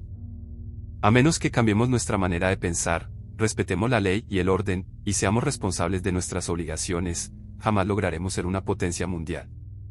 Esta es la razón por la que sigo insistiendo en que vean la película y aprendan de ella. Muchos me han dicho que lloraron cuando salieron del cine. Sin embargo, este es el comentario que hacen los que no se han percatado del mensaje de la película, pues cuando se les pregunta el porqué de sus lágrimas, dicen, por la hija y la esposa, es que me da mucha lástima. Yo también he llorado. Pero no por la muerte de la hija y la esposa, sino por el mismo protagonista. Desde la perspectiva de la mujer, podemos decir simplemente que tuvo mala suerte en casarse con alguien tan testarudo como él. Sin embargo, si nos ponemos en lugar del hombre, podemos decir que ha sufrido una múltiple falta de responsabilidad, porque falló como padre y esposo. Al final del filme, al hablar con su hija en uno de sus sueños, se pone a llorar sin consuelo y dice, soy Popoya. No puedo abandonar mi trabajo por un problema familiar. Al ver su testarudez, las lágrimas rodaron por mis mejillas. Muchos se preguntarán diciendo, ¿cómo es que alguien puede ser tan terco como él? ¿Qué es lo que obtuvo al final? No obstante, esta ha sido la mentalidad que ha hecho el Japón de hoy. Quizás no podamos ser así de fieles a nuestras respectivas naciones. Sin embargo, si podemos ser así de fieles a nuestro Señor. Para la gloria del Señor, debemos vivir con la mentalidad del protagonista de esta película. Nuestros ojos no pueden ver al Señor. No sabemos cuánta vida nos queda por delante. Definitivamente, necesitamos ser tercos para la gloria de Dios. Jesús fue crucificado para redimir nuestros pecados, y nos ha dado la salvación. ¿Acaso no deberíamos ser fieles al como respuesta a su sacrificio? Hoy hay muchos creyentes que dicen, creer está bien, pero no pienso que sea necesario algo más. Oh, sí, lo creo, solo que no quiero volverme fanático. Al ver la película me conmoví mucho y dije, si alguien puede ser tan fiel a su trabajo y a su país, nosotros, los cristianos, ¿no deberíamos ser aún más fieles a Dios y a su Hijo Jesús? Si no fuese así, nos convertiríamos en hipócritas. Lo que importa no es la cantidad de cristianos, sino la calidad de la fe. No se preocupe si alguien le dice, te has vuelto muy fanático, porque si le es fiel al Señor, lo que le espera es un gran galardón. Dejado casa o hermanos o hermanas o padre o madre o mujer o hijos o tierras por causa de mí y del Evangelio, que nos reciba 100 veces más ahora en este tiempo, casas, hermanos, hermanas, madres, hijos, y tierras, con persecuciones, y en el siglo venidero la vida eterna. Marcos 10, versículos 29 y 30. Si somos fieles al Señor, Él nos recompensará 100 veces más y nos dará la vida eterna. Por lo tanto, no seamos creyentes conformistas, seamos cristianos fieles al Señor. Solo así la iglesia recobrará vida, el país será evangelizado y el mensaje de Cristo será proclamado en todos los rincones de la tierra. Mientras más fieles haya, más rápido será expandido el reino de Dios. En el día de hoy sigo con el mismo interrogante en mi mente, ¿estaré viendo una vida fiel al Señor, aunque nadie me reconozca? Capítulo 6. Un hombre contagioso. El otro día, en la televisión, vi el testimonio de una mujer que había estado en su casa durante 38 años por padecer de una parálisis cerebral. El padre no la dejó salir ni siquiera un solo día de su vida, porque sentía vergüenza por la forma en que caminaba su hija. Al no poder salir, obviamente ella perdió la oportunidad de ingresar a la escuela, pero gracias a sus hermanos pudo aprender a escribir de reojo, hasta que un día se preguntó a sí misma, ¿hasta cuándo debo quedarme encerrada aquí a causa de mi enfermedad? ¿Quién cuidará de mí después de que mis padres fallezcan? Aunque no le había dicho a sus padres, desde un principio ella ya había decidido independizarse y vivir por sus propios medios. Un día escuchó en la radio acerca de un programa de capacitación para gente minusválida, guiado por un pastor. No dudó un instante en llamar por teléfono y comunicarse con el pastor para pedirle ayuda. Fue entonces, luego de 38 años, cuando pudo salir de su casa por primera vez en su vida, para participar del programa. Después de un tiempo, gracias al pastor, consiguió un trabajo en una fábrica de joyas. No cabe ninguna duda de que un trabajo como ese no era nada fácil para alguien como ella. Podría ser fácil el trabajo en una fina fábrica de joyas para alguien que no puede mantener firme la mano y moverse libremente. Claro que no, y al verla en la pantalla del televisor tan alegre y feliz, me sentía avergonzado. Ella con mucho esfuerzo apenas podía mover sus labios y confesaba, yo luego de 38 años ahí con acento al mundo y conocí a Jesús. También aprendí a pulir joyas en una fábrica de joyas. Ahora siento el verdadero significado de la vida y estoy muy feliz, siento como si estuviera en el cielo. Aunque parezca extraño, ella escribe poesías, y para la atención de muchos, son tan excelentes que hasta fueron publicadas en libros. A pesar de que no sé hablar muy bien, la gente me dice que soy una poetisa profesional. Cada una de sus palabras era positiva, optimista y llena de esperanza. Al ver esto, me avergoncé de mí mismo y reflexioné diciendo, a comparación de ella, yo tengo muchas cosas más por las que deba estar feliz, sin embargo, ¿por qué no soy más feliz que ella? Pregúntense, ¿qué tiene ella para estar tan feliz? ¿Acaso ha estudiado en la escuela? ¿Podrá casarse? Apenas puede moverse y hablar.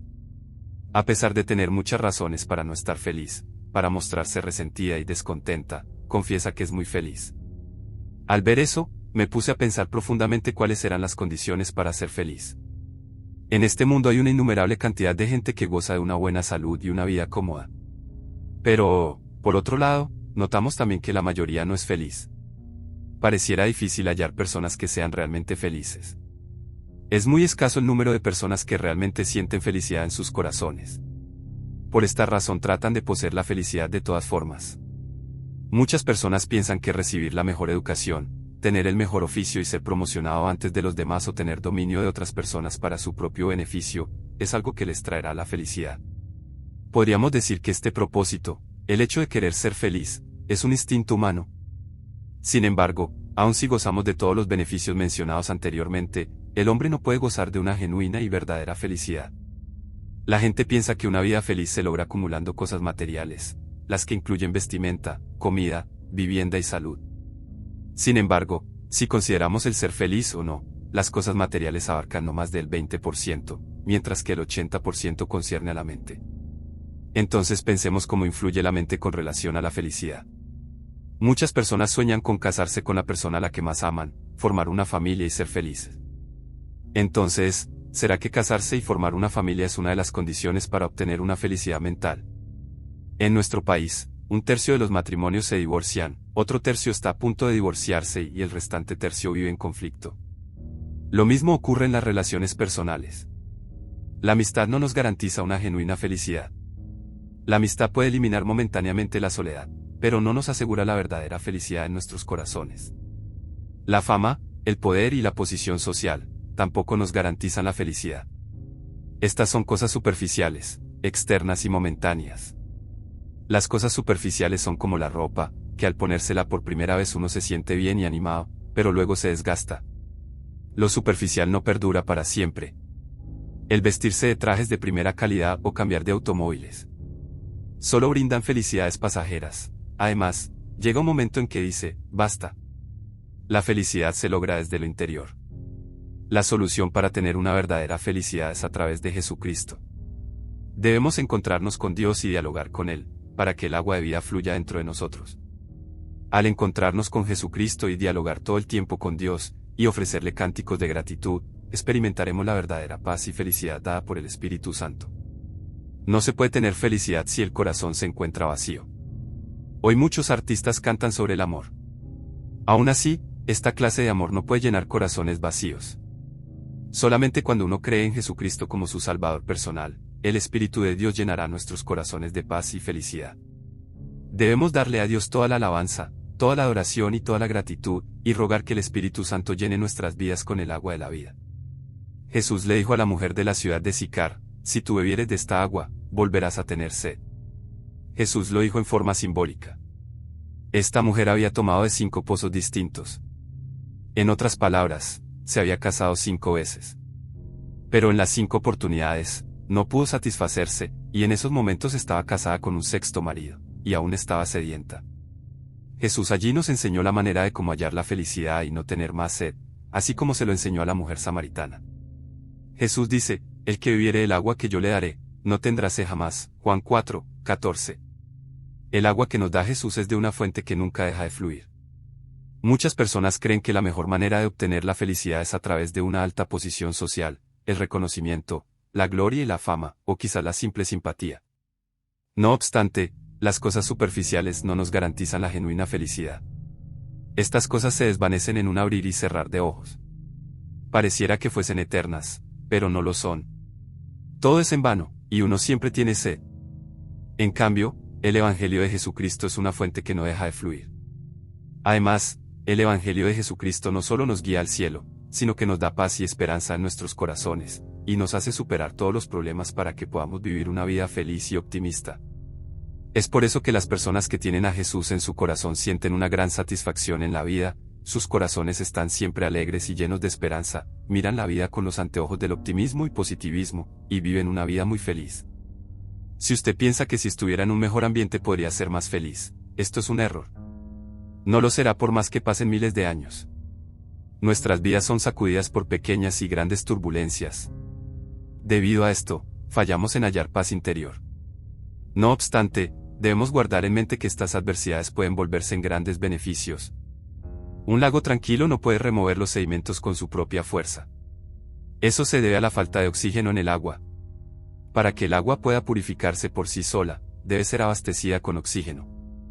Por lo tanto, se necesitan de las tempestades, porque gracias a las mismas el oxígeno se hace abundante y permite que los peces y las plantas puedan vivir. Las tempestades pueden acecharnos en cualquier momento de nuestras vidas. Sin embargo, para los que están en constante comunión con Dios, las mismas no son difíciles de superar. Es más, podemos conseguirlo a través de las tempestades en nuestras vidas, que ahora se encuentran estancadas y con muchos sedimentos, pero pueden ser purificadas. Las olas tienen un efecto de purificación, Si una familia nunca experimenta una crisis, jamás podrá experimentar avances en sus relaciones sentimentales. A veces necesita de una tempestad para que la familia sea refinada. A través de una fuerte discusión se produce una purificación, tanto el marido como la esposa pueden reflexionar sobre sus fallas y confesar sus equivocaciones. Lo mismo ocurre en la iglesia cuando se produce una fuerte disputa entre los líderes. Hay veces que es preferible dejarlos hasta que lleguen hasta un cierto punto crítico. Esto se debe a que la disputa puede hacer que cada uno de ellos reflexione sobre sus problemas y retire sus sedimentos, que se purifique. Es verdad que las disputas pueden convertirse en una enorme ola y arrasar todo lo que se cruce a su paso. Es por eso que aun estando en medio de una discusión, no debemos olvidarnos de la felicidad. Es beneficioso tener pequeños altercados de vez en cuando, porque a través de esto la congregación se compromete a orar y a servir más. Es en ese instante que el Espíritu Santo puede orar en nuestras vidas. Siempre hay un amanecer después de una larga noche oscura. Nuestra felicidad se logra únicamente con una constante comunión con Jesucristo. Tanto en los buenos como en los malos momentos, no debemos olvidarnos de mantener esa comunión a través de la confesión, actos de gratitud para que el agua de vida fluya a través de nosotros. Será entonces cuando nuestros corazones se sientan optimistas, llenos de esperanza y felices. La felicidad es vital. Sin esto, la vida no tiene sentido. Si usted no es feliz, difícilmente podrá contagiar a otros positivamente de felicidad. La mujer que padecía de una parálisis cerebral durante 38 años se veía muy feliz y relataba sus aspiraciones, cuando decía, con lo que me resta de mi vida deseo proclamar el Evangelio. Desde que conocí a Jesús soy una persona feliz hasta el punto que siento que estoy en el cielo. A pesar de que su apariencia y su vestimenta no eran muy agradables, su rostro se veía como si fuese la persona más feliz del mundo. Ella decía reiteradamente, yo voy a dedicar mi vida para proclamar el Evangelio. El canal de televisión que transmitía ese programa no era un canal cristiano. Obviamente, el locutor trataba de dirigir la conversación por otro lado. Pero ella seguía insistiendo, decía, yo voy a dedicar mi vida a Jesús. No entiendo por qué la gente no cree en Él, si en Él reside la verdadera felicidad. En ese momento quedé pasmado y pensé, ella sí que es una verdadera hija de Dios, es una verdadera discípula de Jesús. Podría estar quejándose de la sociedad y de sus padres, pero se veía tan feliz en estos momentos. Luego el locutor le preguntó si tenía algo más que decir, y entonces dijo, si hay algún discapacitado como yo, quiero animarle a que no se quede en su casa, sino que salga. A pesar de que el locutor insistía para que dijera otra cosa, ella seguía diciendo, no tengo nada más que decir. Ahora siento como si fuese la persona más feliz del mundo, crean en Jesús. Seguía diciendo con mucho orgullo y con una gran sonrisa, lo feliz que se sentía al creer en Jesús. Al compararme con ella, no se imaginarían ustedes la vergüenza que sentí, a tal punto que no pude levantar mi rostro. No podía dejar de preguntarme, ¿de dónde emana tanta felicidad? Luego llegué a la conclusión de que emanaba del corazón. Ella, a pesar de tener deficiencias físicas, estaba muy feliz. Entonces nosotros, que no tenemos esos problemas, cometemos un gran pecado al no ser felices. Jesús prometió que llenaría nuestros corazones con el agua de vida. Si no sentimos felicidad en nuestros corazones, no estamos convirtiendo a Jesús en un mentiroso. Si bebemos de distintas fuentes, aun creyendo en Jesús, no vivimos una vida feliz. Así como la mujer de Sicar, cambiar de marido o tratar de tener más beneficios, sería nada más que cometer pecado, estaríamos convirtiendo las palabras de Jesucristo en falsos testimonios, sería como negarnos y rehusar la felicidad que Dios nos ha dado. Debemos vivir en comunión con Jesucristo, llevar una vida de paz, gozo, felicidad y positivismo, porque a través de nosotros serán contagiadas multitudes. A Pablo le habían dicho, este hombre es una plaga, Hechos 24:5. ¿Qué es una plaga? Es una enfermedad contagiosa, una persona que puede afectar a multitudes, es alguien que es sumamente perjudicial. Si no podemos contagiar, si nos sentimos vacíos y tristes, ¿qué tendríamos de distinto en comparación con los incrédulos? La conclusión: no seríamos personas contagiosas. Si somos contagiosos, podremos transmitir nuestra felicidad a otras personas. Los que creemos en Jesús debemos ser contagiosos. ¿Debemos tener una gran capacidad de transmitir lo que tenemos? Si logramos, el testimonio del Evangelio cobrará aún más poder. En mi caso fui contagiado por esa mujer minusválida. Ella era como una enorme plaga. Tenía un gran poder de contagiar que golpeaba fuertemente el corazón de la gente. Les digo esto porque he sido fuertemente contagiado por ella. Al oír sus palabras, fui desafiado. Gracias a ella me propuse ser feliz. Si dijera que no soy feliz, aunque gozo de una mejor calidad de vida, sería una gran incoherencia lo que afirmo. Gracias a esa mujer pude arrepentirme en ese día. A decir verdad, me arrepentí durante toda la noche. Me di cuenta que vivir una vida llena de quejas y de resentimiento estaba mal. A pesar de que predicaba la palabra, me sentía avergonzado de no haberla predicado con el poder de contagiar. Esa noche tuve un sueño. Soñé que estaba orando y predicando, contagiado por esa mujer. Contagio. No es algo extraordinario. Tanto la felicidad como la infelicidad son dos cosas fuertemente contagiosas. Nosotros debemos ser grandes hombres contagiosos del reino de Dios. La gente debe encontrarse con Jesucristo al encontrarse con nosotros. No debemos tomarlo como un oficio, tan solo debemos pensar que somos personas contagiosas. A tal punto de que otros digan, ese hombre está loco. No debemos tomar esto como un oficio. Si lo hacemos, cometeríamos una gran equivocación. Es hora de que deseamos firmemente convertirnos en personas contagiosas y contagiar a los que no creen en Jesucristo. Personalmente, tengo ya casi 70 años de edad, y nunca experimenté felicidad a través de lo material. Pasé de la pobreza a la prosperidad, he vivido en una carpa y lo único que tenía era una colchoneta de paja, y también he estado en los mejores hoteles del mundo. Pero estas cosas materiales jamás me brindaron una verdadera felicidad. Cuando uno duerme en una colchoneta de paja, con el tiempo se acostumbra y llega a encontrarla bastante cómoda. Por otro lado, los hoteles, por más lujosos que sean, dejan de impresionar después de un par de días. La verdadera felicidad no proviene de las cosas materiales. La felicidad llega por medio de Jesucristo y la gracia de Dios. Nosotros debemos testificar de Jesús y anunciar la gracia de Dios. Para eso debemos ser plagas del reino de Dios, para luego contagiarla. Todos nosotros somos personas contagiosas, tanto el pastor como los miembros. A través de nosotros viene un cambio en nuestra sociedad. Por tanto, no lo tome como un oficio. Conviértase en una plaga. Convirtámonos en plagas que contagian el reino de Dios. Capítulo 7. Ministerio en equipo. Me gustaría comentar sobre un programa de televisión de Corea llamado Wangon, el emperador que me ha hecho pensar por un largo tiempo. Uno de los personajes, llamado Gangye, fundador de un país llamado Meijin, era una persona con un gran atractivo. Era descendiente de la familia real de Silla, pero no fue aceptado en su reino y fue desterrado. No obstante, fue el quien formó un poderoso país llamado Meijin, gracias a su gran carisma. No obstante, el problema era que él se consideraba Maitreya. Esto es, en el budismo, el Salvador. Estaba tan convencido que esperaba que todas las personas se postraran delante de él y le obedecieran con total sumisión. Gangye se rodeaba de personas que lo alababan y se alejaba de los que les decían la verdad. Se convirtió en un tirano y asesino. Luego fue vencido por uno de sus vasallos, llamado Wangon. Gangye era un hombre muy competente y carismático, pero su pensamiento autoidólatra lo guió a la destrucción. La Biblia enseña, antes del quebrantamiento es la soberbia, y antes de la caída la altivez de espíritu, Proverbios 16,18. Podemos aprender una lección a través de esta historia. El hombre no es un ser absoluto. Por tanto, si se trata de liderar a un grupo o gobernar una nación, y pretende hacerlo absolutamente solo, seguramente se corromperá. No existe ningún país dictador que no tenga injusticias ni actos de corrupción. En los países dictadores, el líder se rodea de personas que lo alaban, y no hay nadie que se oponga a las decisiones del líder. De esta forma el país se vuelve injusto y corrupto. Un buen ejemplo es el de Gangye. Otro personaje carismático fue Kyung-won, el restaurador del país llamado Baekje. Él falló en la restauración de su país por haberse rodeado de hombres insensatos. Perdió la capital de Sudo y Kumsun, y la ciudad del norte, Ankerion, debido a la incompetencia de sus hombres. Finalmente tuvo que rendirse ante Wangon. La incompetencia de un líder puede ser el derrumbamiento de toda una nación.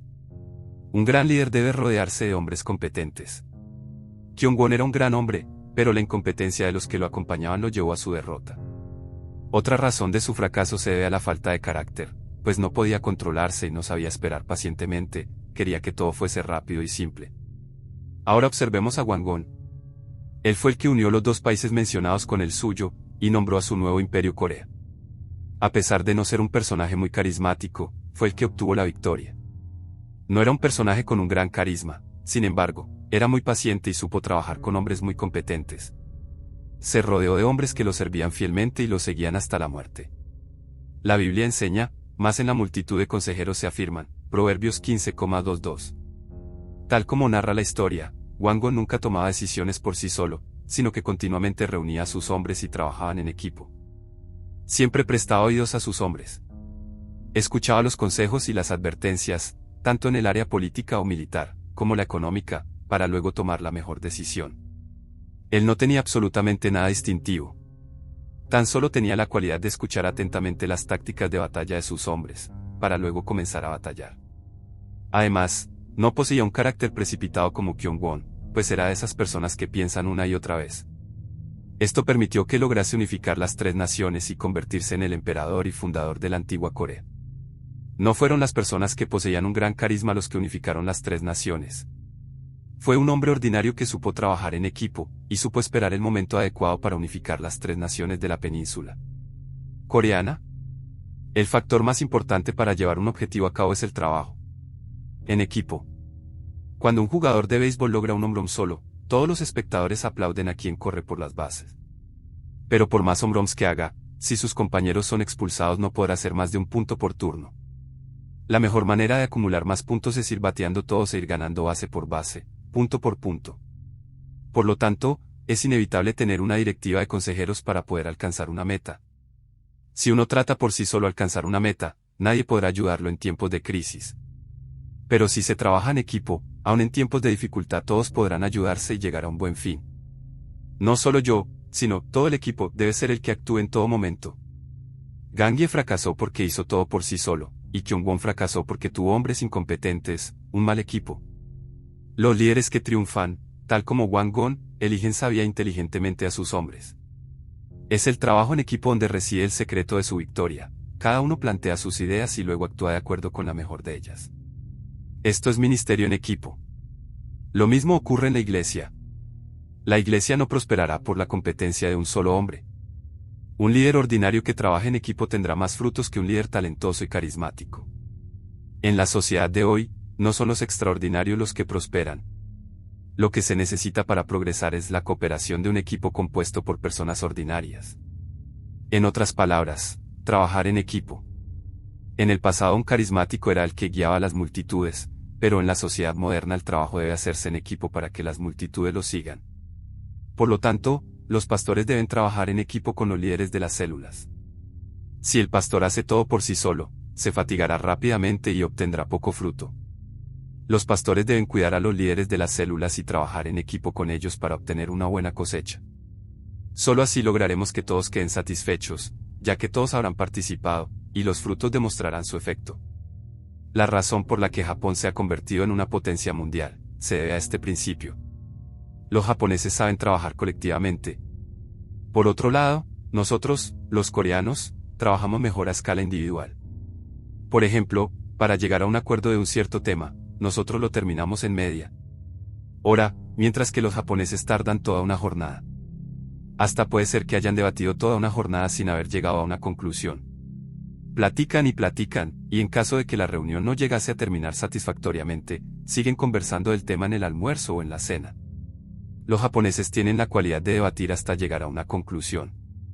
Recuerdo que una vez un anciano de mi iglesia nos había acompañado en un viaje a Japón. Allí, los representantes de ambas naciones estuvieron debatiendo sobre cómo trabajar en la obra misionera. Algo que el anciano pensó que terminaría en unos 30 minutos, duró por 2 días, y esto hizo que al anciano le subiera la presión y se desmayara. Nosotros, los coreanos, nos caracterizamos por ser muy directos y rápidos, pero los japoneses no. Pareciera que ellos fuesen exageradamente detallistas. ¿Quién dirigirá la reunión? Creo que él es ideal. O tal vez ese otro. Así preparan todo cuidadosamente. Y lo más sorprendente de todo es que luego de tantas discusiones, una decisión tomada se vuelve sumamente efectiva. Ellos escuchan todas las opiniones y cuando toman una última decisión, nadie se opone. Por otro lado, nosotros, los coreanos, debatimos las cosas durante 30 minutos y luego empezamos a discutir por no estar de acuerdo con la decisión tomada. Y dicen que no les agrada la idea y dejan de cooperar. Logramos obtener rápidamente una decisión, pero fallamos en llevarla a cabo con solidez. Es por eso que las cosas nos resultan tan difíciles. Muchas personas me preguntan, en otras iglesias el pastor principal predica en todas las reuniones los domingos, pero, ¿por qué usted no lo hace? predica solo en 2 oportunidades y permite que otros pastores tomen la palabra. A decir verdad, no tengo problemas en predicar en todas las reuniones. Pero existe una razón por la que no lo hago. Yo creo en la efectividad del ministerio en equipo. Es por eso que le cedo el púlpito a otros pastores. Si quisiera hacerlo todo yo solo, no tendría problemas en hacerlo. Luego de tantos años en el ministerio, sé cómo manejar todas las cosas. Estoy seguro que podría hacer todo sin ninguna dificultad. Sin embargo, si lo hiciera todo yo solo, ¿qué sería la iglesia cuando yo no esté? Es verdad que a veces me incomoda que no todos estén de acuerdo conmigo. Pero, ¿no creen que esto les servirá a otros pastores para aprender y mejorar su capacidad de liderato? El trabajo en equipo es esencial en la iglesia. Hay personas que van a paso rápido y personas que van a paso lento. Todos son importantes. Debemos aprender a cooperar y trabajar juntos para hacer que la iglesia crezca de la mejor manera. Decir que nada funciona sin mí es el método de Gagne. Es como decir, yo soy el Salvador. Sin mí no puede lograrse absolutamente nada. Si pensamos así, terminaremos en la ruina. Debemos hacer que las cosas funcionen, aunque nosotros estemos ausentes. Podría pasarnos lo que le ha pasado a Kyung-won, de mandar el liderato a alguien incompetente. En la iglesia también debemos elegir bien a las personas a quienes les hemos de encomendar cierta tarea. Debemos elegir discípulos fieles, sinceros e inteligentes para continuar la obra. Un hombre diligente, brillante y fiel, puede hacer el trabajo de 10 hombres a la vez. Pero si escogemos a alguien que no es sabio, nada resultará bien. Es por eso que es sumamente importante saber elegir sabiamente a las personas. En el momento de elegir a sus discípulos, como hizo Jesús, podía haber reunido a miles de personas para enseñar la palabra. Pero no hizo eso. Eligió a 12 discípulos. Humanamente hablando, los discípulos de Jesús no eran intelectuales. Eran hombres ordinarios. Sin embargo, Jesús eligió a sus 12, les enseñó la palabra y trabajó en equipo con ellos. Y los mandó de 2 en 2 para que predicaran la palabra. Jesús les enseñó durante 3 años y medio, y murió en la cruz del Calvario. Lo increíble de todo esto es que luego de la muerte y resurrección de Jesús, los discípulos siguieron con la obra. Gracias a su trabajo en equipo el Evangelio no se echó a perder. Si Jesús hubiese bateado un home run solo, luego de su resurrección los discípulos se hubiesen esparcido y se hubieran olvidado del Evangelio. Pablo visitó en 3 oportunidades Asia Menor para llevar el mensaje, pero fueron sus discípulos los que evangelizaron ese continente. Formó discípulos tales como Timoteo y Tito. La razón por la que la iglesia de Asia Menor pudo mantenerse, a pesar de que Pablo había sido ejecutado en Roma, fue gracias al ministerio en equipo de los discípulos del apóstol. Con el paso del tiempo, soy consciente que yo también falleceré y estaré con el Señor. Aún así, esta iglesia seguirá firme, porque mis discípulos continuarán con la obra. Ahora mi iglesia tiene un objetivo concreto, plantar de 500 a 5.000 iglesias en toda Corea. Las mismas serán lideradas por mis discípulos. La luz de las asambleas de Dios de Corea no se apagará jamás. Además, tenemos a miles de misioneros en todo el mundo que ministran en nombre de la Iglesia del Evangelio completo de Yoido. Por tanto, las asambleas de Dios de Corea no desaparecerán de ningún modo. Siempre he tratado de formar discípulos y trabajar en equipo para que tengan crecimiento. Además, he tratado de cuidarlos y ayudarlos en todo momento. Y siento una gran responsabilidad por esto. En el día de ayer un miembro de la iglesia se me acercó y me dijo, Pastor, usted se ha esforzado mucho para levantar esta iglesia, y ahora que tiene bastante edad, ¿por qué no le pide a la junta directiva que le facilite las cosas? Así podrá disfrutar de unas buenas vacaciones y gozar de una vida más tranquila. Usted no tiene por qué seguir trabajando tan duro en plantar iglesias. Deje esa tarea a sus discípulos. Me dio mucha risa escuchar estas palabras, porque a pesar de la magnitud de esta responsabilidad, es mejor formar discípulos ahora para que en un futuro cercano se independice. Así como una madre se esfuerza para cuidar a cada uno de sus hijos, yo también siento una gran responsabilidad por mis discípulos. Siento que se alegra mi corazón cuando escucho que a uno de ellos le va bastante bien, y siento tristeza cuando escucho que a otro no. No es nada fácil llevar semejante carga. Además, puede ser que desde el punto de vista de mis discípulos sea apenas un solo problema, pero para mí es incontable cantidad de problemas. Mientras más discípulos tengo, más grande es la carga. Me angustio mucho si veo que a uno de ellos no le va bien, y siento una gran carga cuando a otro le va bien, ya que mi responsabilidad ha sido incrementada. Pero estoy convencido que esta es la mejor manera para que el reino de los cielos sea expandido. Es por eso que no rehúso en tomar esta responsabilidad. Nunca en mi vida he bateado un home run solo. No he hecho como Gangye, pues este batea hombrón solo. Tampoco he hecho como Kyung-won, elegir hombres incompetentes. Siempre he trabajado en equipo como lo hizo Wang-won. Tampoco deseo hacer homerón solo a partir de ahora. No me gusta hacer todo por mí mismo. Si alguien hace todo por sí solo, los que lo acompañen jamás podrán independizarse. Es por eso que deseo de todo corazón que todos trabajemos juntos en equipo.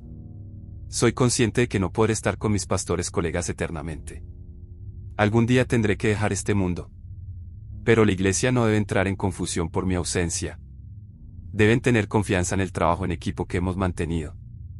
Es por esta razón por la que ministro juntamente con los pastores diariamente, para que en un futuro cercano ellos tomen el liderato de esta iglesia. Mi deseo no es batear un hombrón solo. Mi deseo es batear junto con mis discípulos e ir ganando la primera, segunda y tercera base para ganar más puntos. No soy yo el que ministra la iglesia, somos nosotros. No es mi ministerio, es nuestro ministerio. Espero de todo corazón que los pastores puedan tener el espíritu de ministerio en equipo en sus respectivas iglesias. Capítulo 8. Una responsabilidad ilimitada. Hubo un tiempo en que había decidido renunciar a seguir con la edición de Kumin Daily, periódico secular cristiano difundido en toda Corea. Las dificultades que tenía para la publicación diaria de los periódicos eran indescriptiblemente grandes. La razón por la que había establecido la empresa no era por asuntos personales. Había decidido fundarla por el simple hecho de que hubo una época en la que grandes sectas religiosas estaban centrando todo su potencial en fundar empresas, universidades y fundaciones de bienestar social para confundir la fe cristiana y frenar el crecimiento de las iglesias evangélicas coreanas. Sin lugar a dudas, esto era un desafío espiritual enorme para toda la iglesia de nuestro país. Fue en esos momentos caóticos que un día, cuando oraba por la iglesia coreana, el Espíritu Santo me dio la visión de fundar una empresa para difundir periódicos COJ1 Ares como portavoz de toda la población cristiana. No todo fue fácil. Muchas veces me encontraba preguntándome, ¿por qué debo hacer esto? Sin embargo, el Espíritu Santo seguía mostrando la razón por la que un periódico secular cristiano de alcance nacional era necesario. La razón por la que Dios había hecho de esta iglesia la más grande del mundo, era para usarla ante una situación tan caótica como esta. Era algo que Dios había encomendado a mi iglesia. De todas formas, el comienzo del periódico no fue nada fácil. La mayor dificultad estaba en que mi iglesia era la responsable de cubrir económicamente todos los gastos. Aún así, logramos comenzar la obra y mantenerla. Este proyecto no consistía solamente en ayudar a las iglesias financieramente, sino que también consistía en el bien de toda la sociedad de nuestro país. El propósito no era solamente llenar las páginas de informaciones diarias, sino de transformar la sociedad a través del Evangelio. Sufrimos la indiferencia por parte de las iglesias evangélicas. Y la empresa tuvo que enfrentar grandes dificultades, tanto en la parte financiera como administrativa. Hasta que un día varios líderes prominentes de la iglesia coreana se acercaron a mí y me dijeron, la gente guarda un mal concepto sobre las iglesias evangélicas, y el único medio por el que podemos transmitir la verdad es a través de su periódico. Pidieron disculpas por no haber mostrado interés en esto, y prometieron respaldarlo financieramente. Dijeron, debes seguir con esto. Fue en esos momentos en que escuché la voz de Dios. Hubo tanta frustración en mi corazón que en un momento sentí que debía terminar con esto.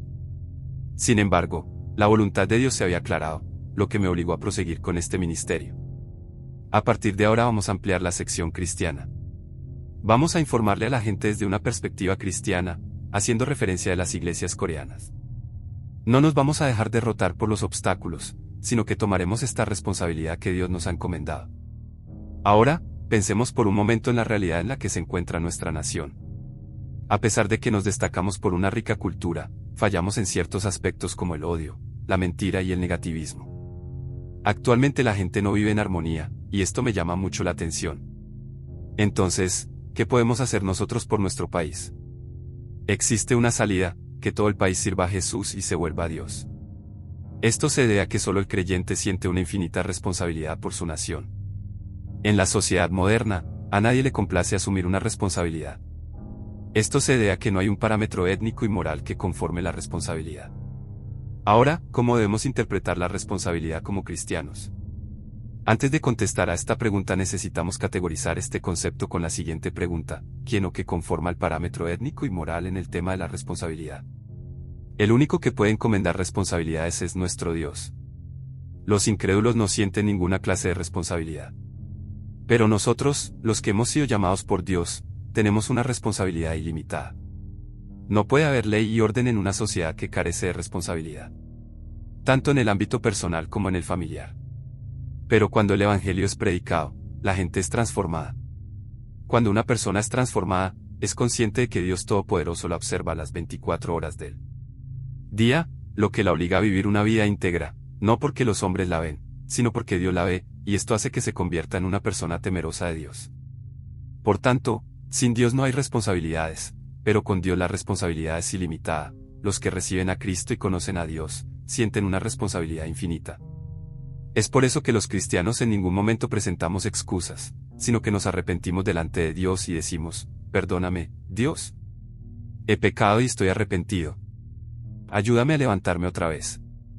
Yo siempre tengo en mente la presencia del Dios Todopoderoso. Sé que Él me observa, y eso me ayuda a tener temor a Dios. Por esta razón siento una gran responsabilidad de mis actos. Si Dios no estuviese presente, no nos importaría cometer pecado. Diríamos, nadie vio lo que ha pasado aquí. Nadie puede acusarme. Pero Dios está presente, y nuestra responsabilidad es infinita. Vaya a explicarles con un ejemplo personal. He estado como pastor principal de la Iglesia del Evangelio Completo de Yoido durante 44 años. Y si quisiera, podría trabajar menos. Pero no me puedo dar ese lujo. Como no trato de faltar a la reunión los domingos, las conferencias y cruzadas en el exterior son bastante forzosas. No tendría problemas en cancelar las invitaciones, sin embargo, si así lo hiciere, sería una falta de responsabilidad de mi parte hacia Dios. También siento una gran responsabilidad por los miembros de mi iglesia. Soy el responsable de todos ellos. Por lo tanto, como pastor principal, mi deber es liderar a mis miembros, pues es Dios el que me ha encomendado estas ovejas. Seré yo mismo el que tenga que dar una última respuesta a Dios por las almas que me han sido encomendadas. Lo mismo ocurre con los pastores que ministran conmigo. Seré yo el que tenga que responder delante de Dios. Con toda la responsabilidad que me ha sido asignada, no puedo darme el lujo de gozar de unas buenas vacaciones. En realidad, me siento más cómodo cuando salgo a trabajar que tomarme unos días de descanso. Siempre soy el primero en llegar a las oficinas de la iglesia. Después de un largo viaje al exterior, es cierto que me siento agotado, y se me hace difícil madrugar. Sin embargo, estoy en mi oficina a la hora en que debo estar. Creo que esta debe ser la actitud de un líder que pastorea una iglesia grande. No hago esto porque alguien me esté monitoreando. Es una responsabilidad que siento en Dios. Quizás podamos liberarnos de algunas responsabilidades en este mundo, sin embargo, es imposible hacerlo delante de Dios. No me interesa el reconocimiento de la gente, seguiré siendo fiel a Jesús que ha dado su vida por mí. Cuando uno peca, no peca delante del hombre, sino en la presencia de Dios. En 2 de Samuel 12:13, leemos que David cometió adulterio y tramó el asesinato del esposo de Betsabé. Pero cuando el profeta Natán amonestó a David, este dijo, he pecado contra Jehová. Estoy totalmente de acuerdo con David. Cuando pecamos, primeramente, pecamos contra Dios.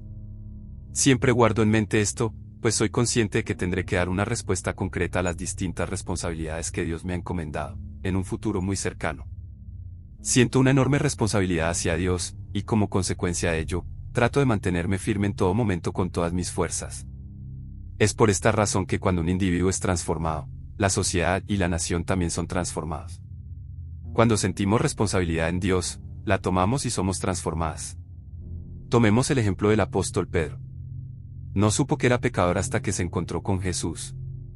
Pedro pescaba, remendaba redes y se divertía con sus amigos tomando licor, pues así era la vida para este hombre. Pero una noche Jesús se cruzó con él. Y cuando pescó cientos de peces, confesó, y Dios es real. Entendió que Dios había descendido a la tierra hecho carne. Fue en ese momento que Pedro sintió una gran responsabilidad, una carga por haber vivido una vida alejada de Dios a tal punto que confesó, apodérate de mí, Señor, porque soy hombre pecador. Lucas 5:8. Cuando el apóstol se postró ante la presencia de Dios, sintió un gran compromiso, una responsabilidad por su vida hacia Dios. Pedro era un hombre del vulgo y sin letras. Sin embargo, no dudó un instante en recordar sus pecados y confesarlos. Solo cuando la nación entera escuche el Evangelio y sea transformada, sentirá una gran responsabilidad delante de la presencia de Dios, una necesidad por cumplir sus leyes, y entonces la nación será transformada por el poder del Evangelio. En este sentido, los pastores tienen una responsabilidad ilimitada. Algún día tendremos que responder a Dios por los distintos encargos que Él nos ha encomendado. No debemos olvidarnos de que debemos responder por lo que Dios nos ha delegado. Primero debemos sentir la carga, y luego ser fieles al Señor para poder mantenernos firmes ese día. Solo así podremos cosechar mucho fruto. Capítulo 9. La esperanza. En tiempo de elecciones los candidatos hacen compromisos públicos en cada ciudad. Estos compromisos pueden ser falsos, sin embargo, le da esperanza al pueblo. Por lo tanto, el que presente mejores compromisos públicos será el que gane la mayor cantidad de votos. Sin importar el candidato, si éste no puede ofrecer esperanza al pueblo, perderá en las elecciones. Pero los que logren motivar y ofrecer esperanza, las ganará. La esperanza marca la diferencia entre hombres y animales.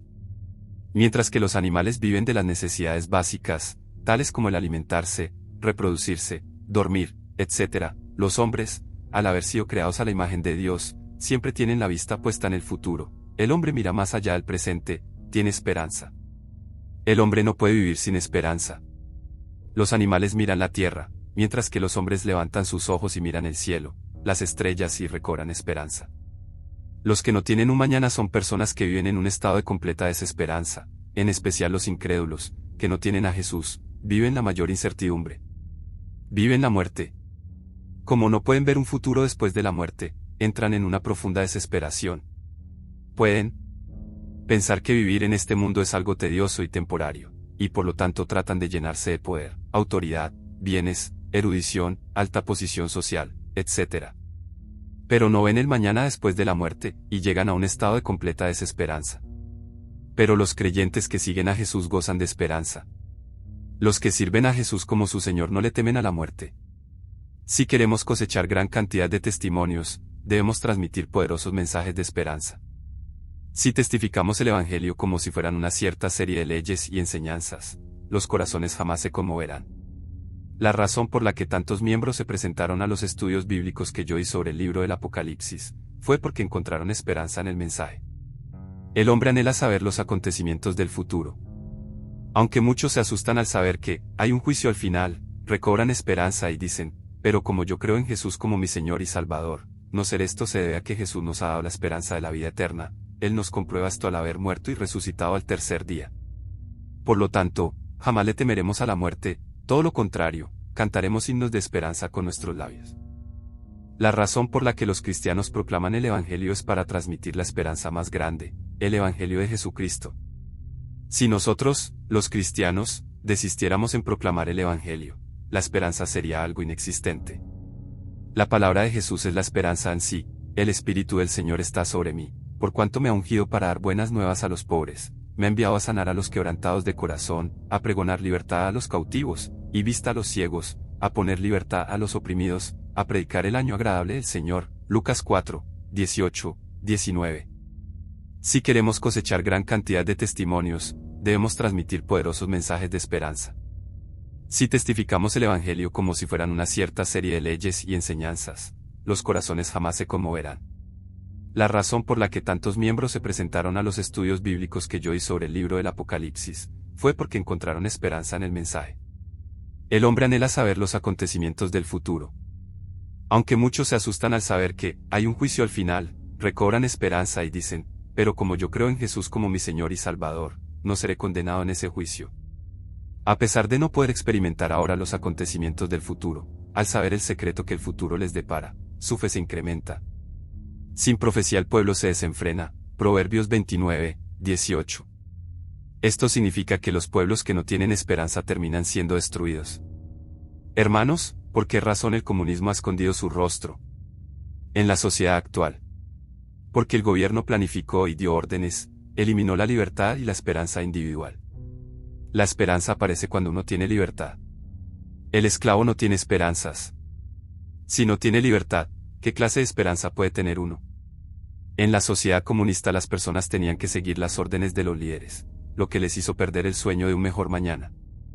En consecuencia, al no haber participación en las actividades creativas del país, la sociedad se derrumbó. Donde hay libertad, hay esperanza. Viktor Frankl es un famoso psicoanalista austriaco. Fue encarcelado en los campos de concentración nazi durante la Segunda Guerra Mundial, por el simple hecho de ser judío en el campo de concentración llamado Auschwitz, lo obligaron a trabajar sin descanso alguno. Casi todos los que estaban presos allí, murieron. Según los escritos de Frankl, se les daba lo mínimo indispensable de agua y comida para vivir. Sin embargo, los prisioneros, al no tener esperanza alguna sobre un mañana, morían. Al chocar con la frustrante realidad, decidían morirse. La clave por la que Frankl pudo sobrevivir fue la siguiente: cuando fue encerrado en el campo de concentración, era un recién casado. Pero nunca perdió la esperanza y el deseo de salir vivo y ver a su esposa. Mientras muchos morían, él mantuvo su esperanza, hasta que esa esperanza se convirtió en realidad. La esperanza es lo que lo mantuvo vivo. Otra persona que se caracteriza por esta cualidad es el famoso teólogo alemán Jürgen Moltmann. Él relata su historia personal de la siguiente manera: en la guerra entre Alemania e Inglaterra, fui preso por las tropas inglesas. Nadie se imaginaría la angustia y la desesperación que sufrí en esos momentos. Cuando estaba en el campo de concentración inglés, entré en una profunda depresión. Mi pueblo natal, Hamburgo, había sido bombardeado y convertido en cenizas, y toda mi familia había muerto. En fin, no tenía dónde ni con quién ir.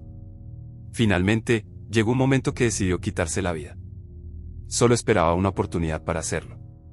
A pesar de que le suministraban comida y vestimenta, su corazón le había dado la espalda a este mundo cautivo. Un día, un pastor se le acercó y le ofreció una Biblia. Durante su lectura, llegó a un capítulo en donde decía que Jesús murió crucificado en la cruz, y resucitó al tercer día. Al leer esto, su corazón se conmovió. Supo que Jesús era el Salvador que había muerto y resucitado para traer esperanza a la humanidad.